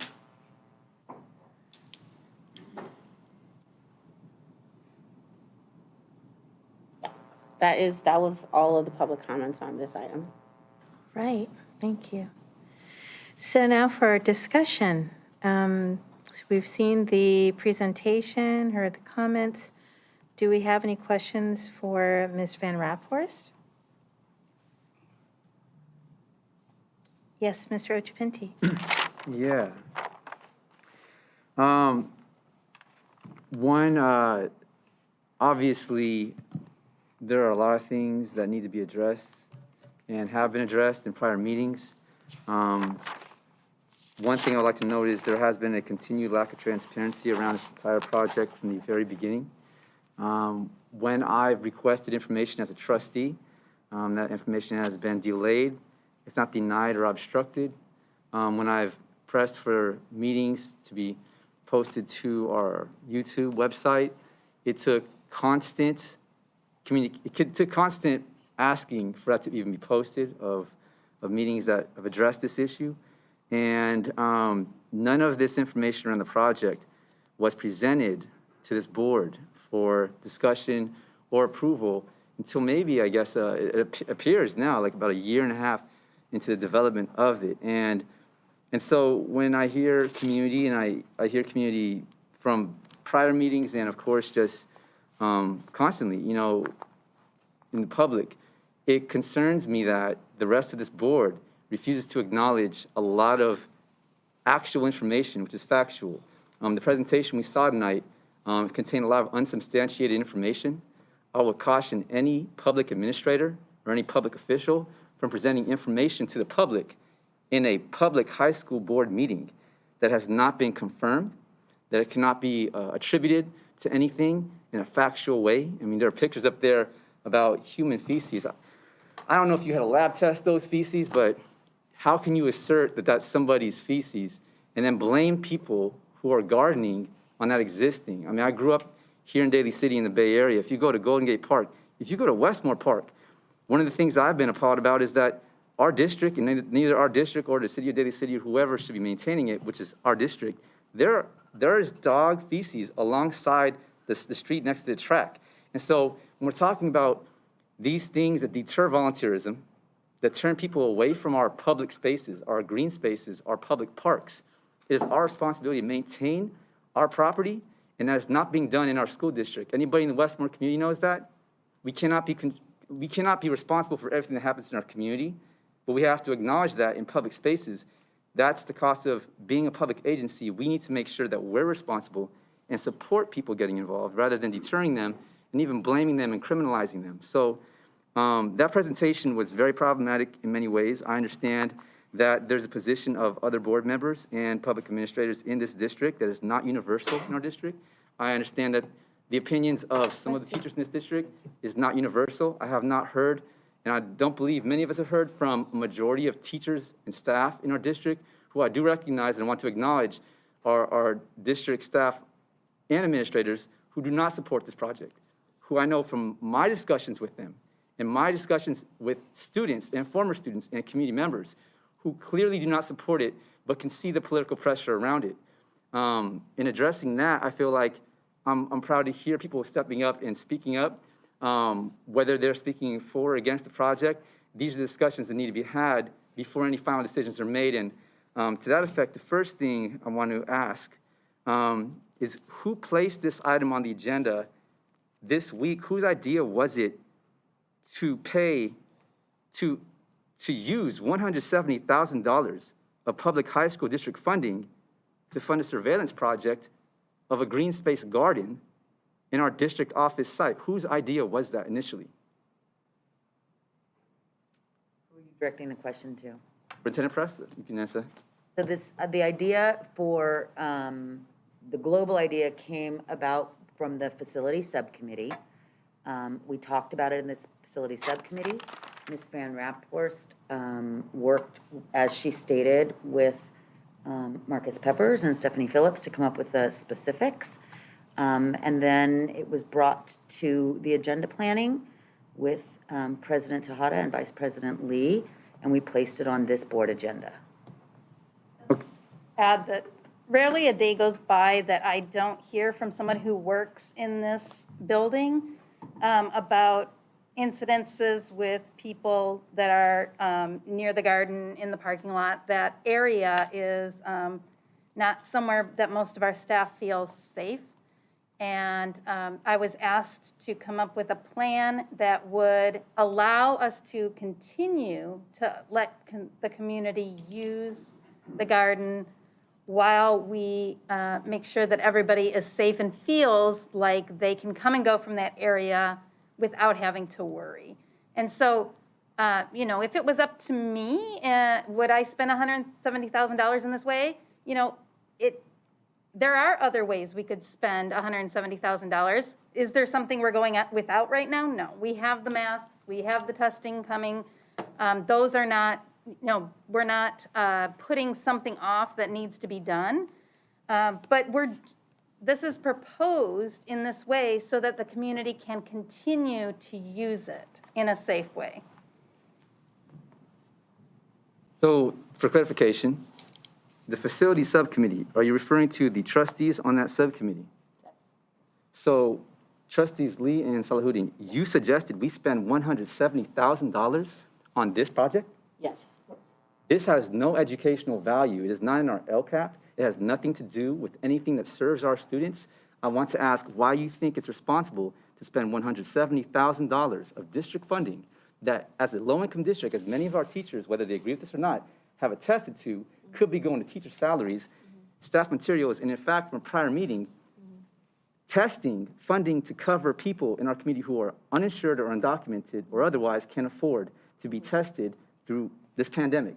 So you're saying that this is what you want to do right now. You want to spend $170,000 on this? This was your idea to our district?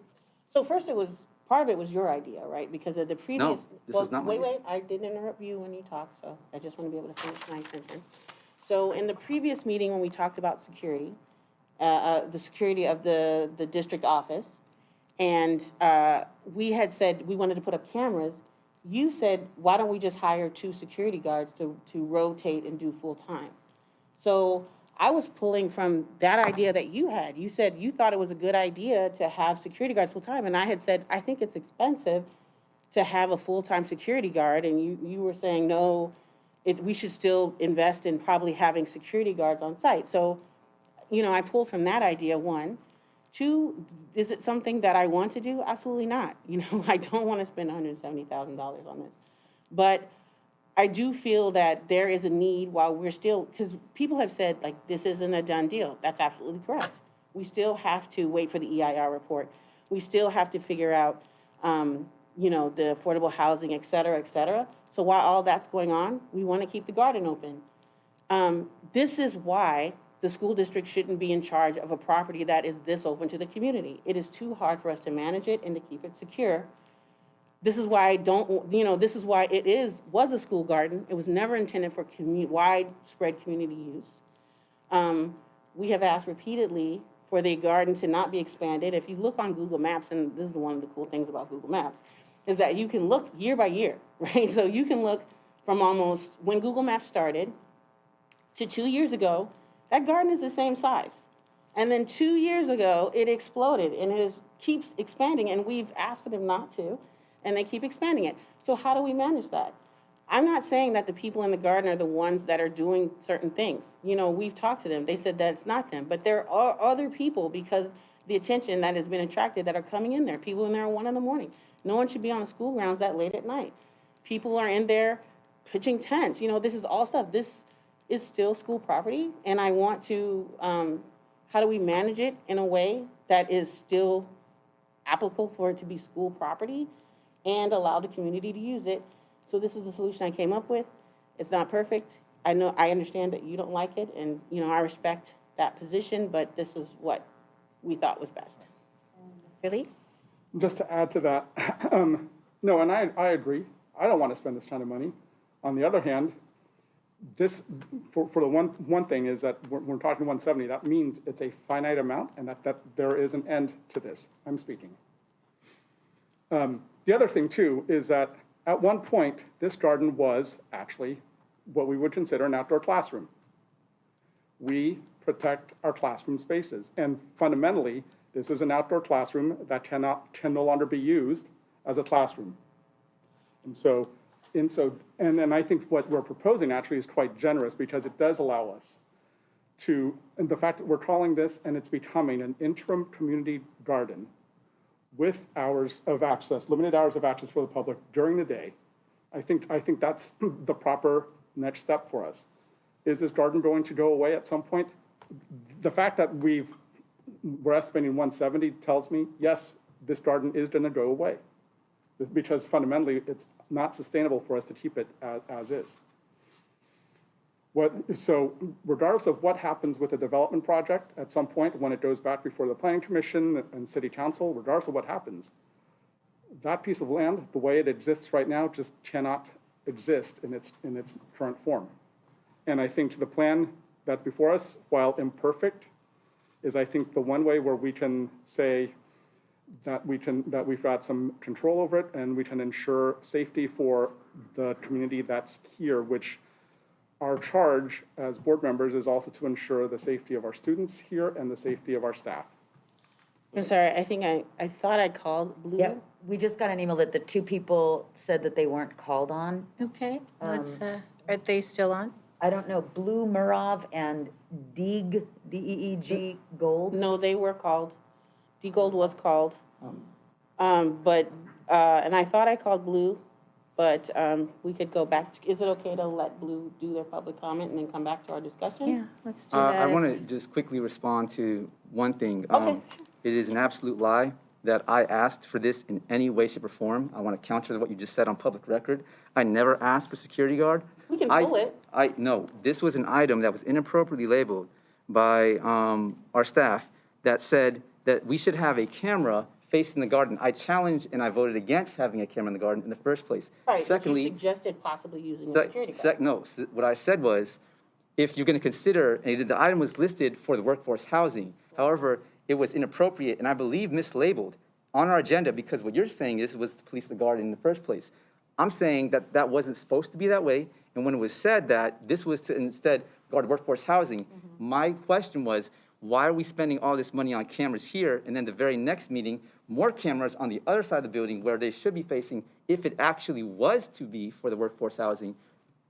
That was a suggestion in terms of comparing the price and why we're not paying staff, because we have workforce housing, and the argument that you made at that meeting and other people was that we didn't want pipes and materials being stolen on site.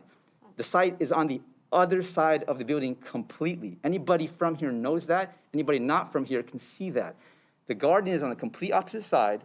I voted against and asked and argued against having any surveillance of the garden to begin with. I didn't say you argued for surveillance. I was just saying you brought up security guards. That's it. You started by saying this was my idea. This is completely not my idea, and it's complete mischaracterization of what I've been asking our community and our board to consider and how backwards this is. Okay, my apologies if I misspoke.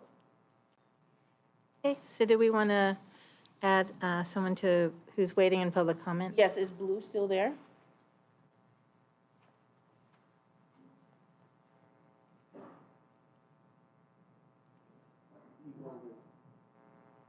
D Gold looks like they're. Yeah, they spoke. Oh. So it's just Blue, and I didn't. Yeah, there, like before, there was no blue, so if blue is there, can they raise their hand? There, yeah, check there. Yeah, so there is no blue that has a different name, so we can go on back to. Yes. So that was my first response. I think it's just important to clarify that for the record. One, two, there are a lot of things being brought up in this, in this discussion, not only from the board, but in the public, that we're talking about this as a property. People are mentioning that this is an outdoor classroom. As a teacher, you can say that, and Trustee Lee did say this about our track and fields, our athletic facilities that I referred to in our last meeting. None of our athletic facilities are policed in this way. This is, to me, absurd. No, there is no place in our district that has this kind of criminalization, this kind of targeting. Some of the people who've spoken have referred to things that we know in our district in terms of addressing equity and stopping the school to prison pipeline. Why are we putting up more security cameras? It is an issue when school districts have to put up security cameras or consider them in the first place. In the second place, a lot of our community who have been using this garden have not expanded it. It is an existing green space. They're cultivating other parts of the green space. You can't expand it beyond its original domain. It is the environment. This is part of our community. And so if there are plants and if there are trees and if there are wildlife that is being cultivated and that exists in that space, I don't understand why anybody's, one, mad about that, two, concerned about why it's there, or three, feels the need to police it in such a way that you want to stop having access to a public facility and monitor it in such a way that obviously is based off of things that haven't even been determined. This space, nothing is final. So when you're saying to the public, it will be closed in 4 months, you can't even say that because it hasn't been determined. An environmental impact report under CEQA, California Environmental Quality Act, ensures that there is a public and legal process that is done before any decisions are made. If you are, and I believe, and you should be aware of this, and I know you are, I believe you are misleading the public intentionally to be intimidated to think this process is over.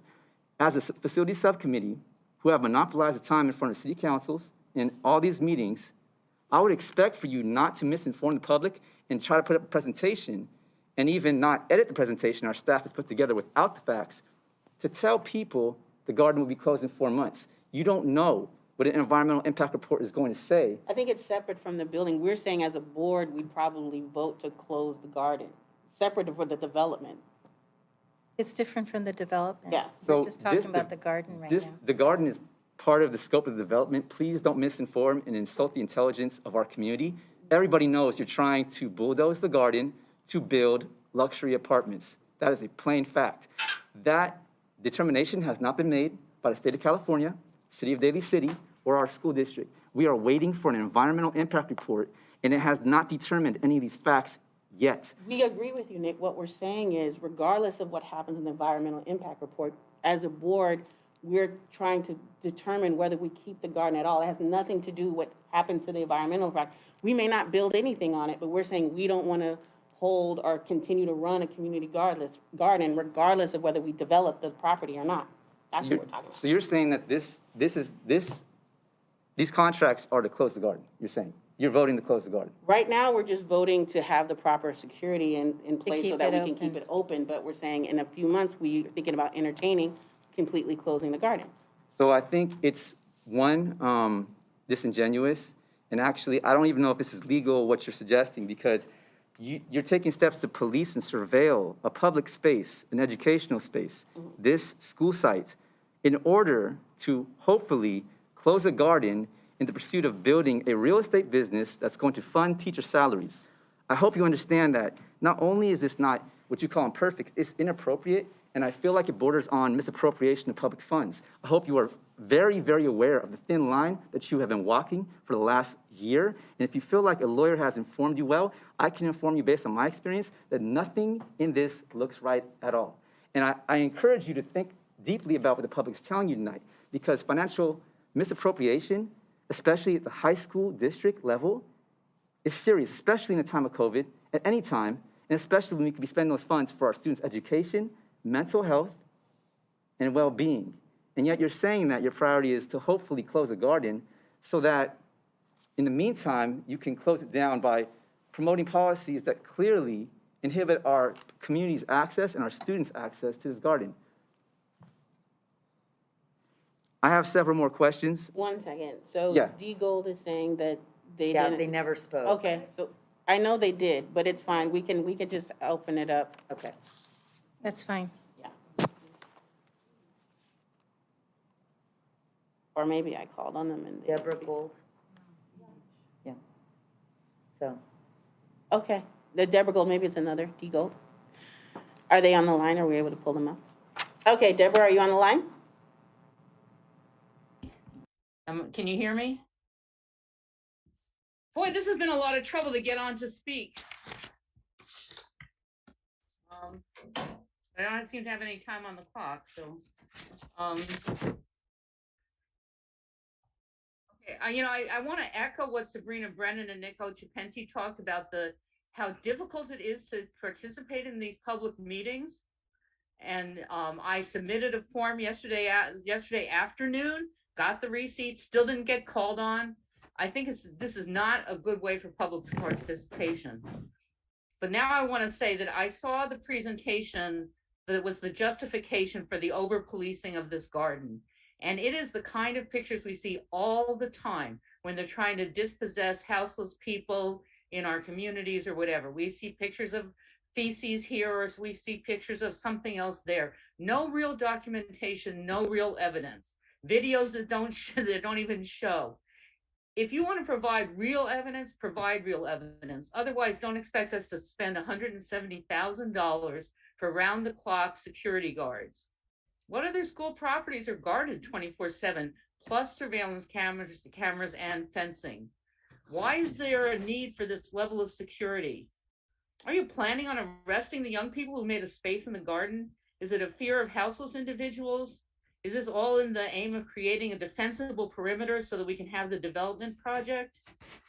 It seems like you're choosing to allocate our money to militarize the garden. There are so many other needs in this district. Why don't you take the $170,000 and rebuild one or more of the bathrooms at Jefferson High School, which are in such poor condition they're kind of disgusting to use, or create a better access on that campus, or buy a ventilation system for that school. I am a voter in the Jefferson Union High School District. I'm a member of Pacifica Social Justice. I have never voted against a school bond measure or tax in my life, but I think it's a time for a change on this board, because this board has been arrogant to the community in the extreme, and you just have not taken people seriously. And I really am upset by teachers who come on and say such degrading things about the community, because you're in the community. You're in the community with us. It's all of our jobs to try to create a community where we all can live together. And thank you for finally listening to me.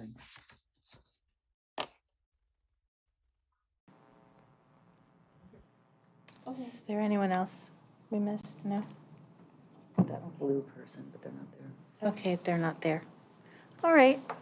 Well, are there any further questions from Ms. Van Raphorst or in general? I just want to say I trust our staff wholeheartedly. You work so hard. You've been spending a lot of time on the garden. Our facility subcommittee, you've taken a lot of heat, and I want to thank you for serving, for stepping up on this. I trust the recommendation. I don't love it. My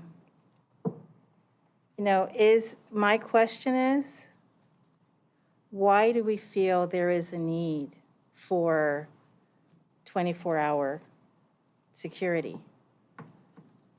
Based on the presentation, what we saw, what is it telling me why we need it? I mean, I think that the reason that we all came up with a plan that had 24-hour security was at least to begin that way, and then we could maybe back off to just have security fewer hours. But, there's been so much. Last time we put up signs about no trespassing, they were all taken down. There was damage done to, things that we tried to put in place. And so we're worried that if we enclose it with a fence, that the fence might just get cut, or that there may be people who try to get in there when it's not, So cumulatively, based on past actions, this is to keep the property safe. To make sure that everybody stays safe. Yeah, and I would imagine that because, SMICSIG told us, our insurance company had told us that, originally it wasn't safe the way it was and had conditions for us to clean it up. And then, we started on with our plan. So I've always worried about liability, having worked in the legal field my entire adult life. I worry about who's there. I worry for our students who don't get to go there anymore. But, I worry about keeping people safe there. And it is our responsibility. It's our property. Like we said, we know that students do visit the area, and we want to make sure that they stay safe. Right. We know there's drug use happening. We know there's alcohol being consumed. And so it isn't a safe place. We know that sometimes they have fires. We know there's often late night activity. And to just allow it to continue unfettered is an undue liability risk. And we've been, I've heard during the presentation that neighbors have complained. We've gotten a few complaints, yes, over the last couple of years.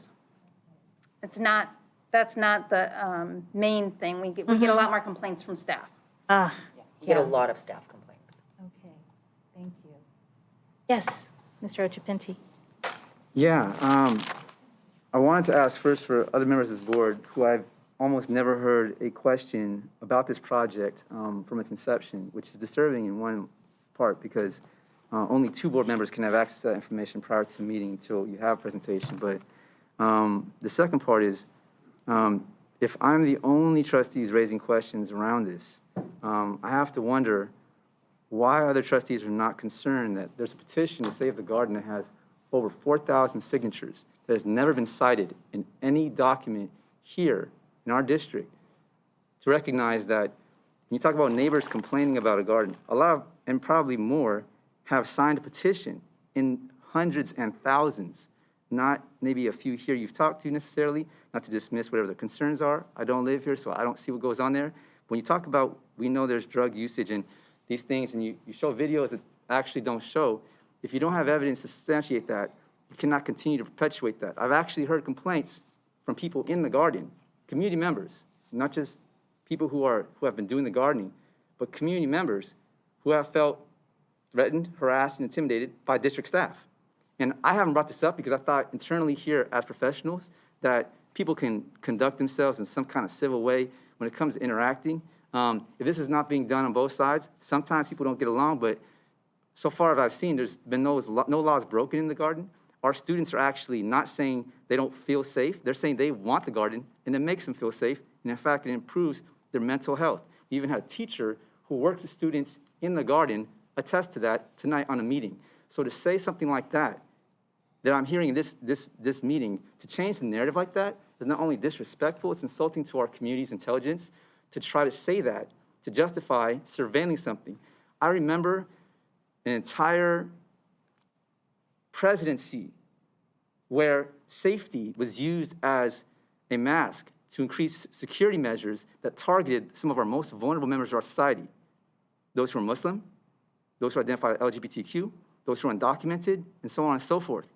And so in this moment, to say that you need to spend $170,000 of district funding to surveil a garden. We live next to San Francisco and Golden Gate Park. You don't have this kind of surveillance in any green space to this level. You will always have law enforcement enforce the law. This is a green space in Daly City, not unlike Westmore Park, not unlike any park here. And so to justify safety in a public park at all times of night, we already have law in effect for those purposes. There is no reason, there's no justifiable cause, and I feel like this is being projected as another safety measure, when in fact, it's really, as trustees have admitted, a next step towards achieving a financial goal. So not only do I feel like this is not in the public interest, I feel like it is in the private interest. And so I have to question where members are in terms of their interests in this project if it is not in the public interest, because no law is asking for this. And in fact, some of the information that has been cited here isn't even consistent with what was said before in other meetings. And when we talk about legal liability, that insurance report called for the removal of a garden. Any insurance agent who feels they have the power to recommend the removal of green space does not understand the law. There are environmental laws that protect green spaces. In addition, the area around the garden, including the portable that was removed, when I have asked for investigation of that area from an insurance agent and it wasn't done, there was a flood because an unseen water pipe was broken, where the people in the garden noted, as I've recommended to Superintendent Presta, there are many, many hazards around our building, including no lights along the front part of our building for those of our community who are using Serramonte Del Rey for athletic programs, or those who are walking around, including the preschool, which is adjacent to the garden. So when you're asking for increased surveillance, but we have an existing preschool there every day that is doing fine, when we have people who actually use the garden say they want the garden and it makes them feel safe, and when we have existing hazards on our site, including gravel roads, which are tripping hazards, all of those things tell me that actual insurance liability is not being applied, like that investigation has never been done properly, and it's being used to profile and criminalize this garden. I don't appreciate the lack of professionalism here, but I will advise members of this school board that you have a public duty and an oath to protect the public interest. And at this point, this is clearly a misappropriation of public funding. I would recommend, and I will make a motion at this point, unless somebody has anything else to say, that we dismiss this item, that we remove it from the agenda, that we basically table it, because there's You no place for want to this. table it, or you want to? I would like to remove it. Clearly, Yes, you are making a motion to I'm making a motion to, not approve this. which is part of our vote, but I don't believe, I want to offer the opportunity, for other trustees to speak on this, because at this point, I can't be the only person with these observations. I think it'd be. I think if any other trustees want to speak. Yes, Ms. Obviously, Garrett. the comments were directed towards me, so I'd like to speak a little on it, and I don't say too much about it, because all information has been presented to me, and it's my prerogative if I have a comment to make or not. So I don't need to speak when I don't have a question. And I fully support the project as it is for the best interest of our teachers and staff and our students. And obviously, we need to take these measures because there are things that are happening that are unsafe over there that is causing and forcing the school district to take measures to do these things when money definitely should not be spent to do those kinds of things to keep people safe. So, I mean, I don't really appreciate being called out when I am sitting here doing my best to make the best decisions that I can make, given the information that I've been given, because I am trusting my colleagues to do the job and fact find and making sure we're doing the best things for our students and our teachers. So that's all I have to say. Thank you. So Trustee I Garrett, don't really appreciate a response. you know what? really I wasn't don't. actually asking about you. I was like the And entire you board. know, well, Yeah. that's fine. Yeah. And also, I really don't get an opportunity to speak because other people here are monopolizing most of the time for anybody else to speak. And I really there's so many things that have been spoken. I don't feel that there's anything else that need to be spoken to after all these comments have been made. Okay. Mostly by you. You've been taking most of the time and not respecting the time of others to be able to speak. Respectfully, I want to just say what I was saying before. I wasn't actually referring to you. I was referring to the entire board to reconsider this at this point because. Okay, but I've been the only one that has not made a comment because obviously that comment was directed towards me and I don't appreciate it. It wasn't. And I don't it attack wasn't you actually. at all. Yeah, I'm Or not. your opinion, I don't agree with you, but I don't really, I don't say anything to attack your character or call you out. I just don't agree with you, and that's all there is to it. So And- that's all. Yeah, I've never attacked you, so hold on, let me respond to Okay, that. And I'm not that's fine. I'm attacking. just giving you my Well, opinion, okay, as you've given me Okay, yours. no, I hear you. I wasn't actually attacking you for you to say that I'm attacking you. Okay, I'm just giving you my perspective. It's okay if you Nope. don't agree with me. Trustee I'm and Garrett, just I don't know where that letting you know came how from. I feel about it. I don't know That's where all. that came from. I'm talking to the Okay, entire I'm going board. to call for So- civility here, Yeah. please. And thank you both for speaking. I know you feel passionate about this, Mr. Ojapinti. And I'm entertaining the motion that you're making. So you have made a motion to, Remove this item from the agenda. okay. So you have made the motion. Do we have a second? Hearing none, your motion has failed. Do we have a motion to approve? Second. Okay, we'll have a roll call vote, please. Aye. No. Yes. Yes. Yes. Thank you. Any consideration of future agenda items? Yes.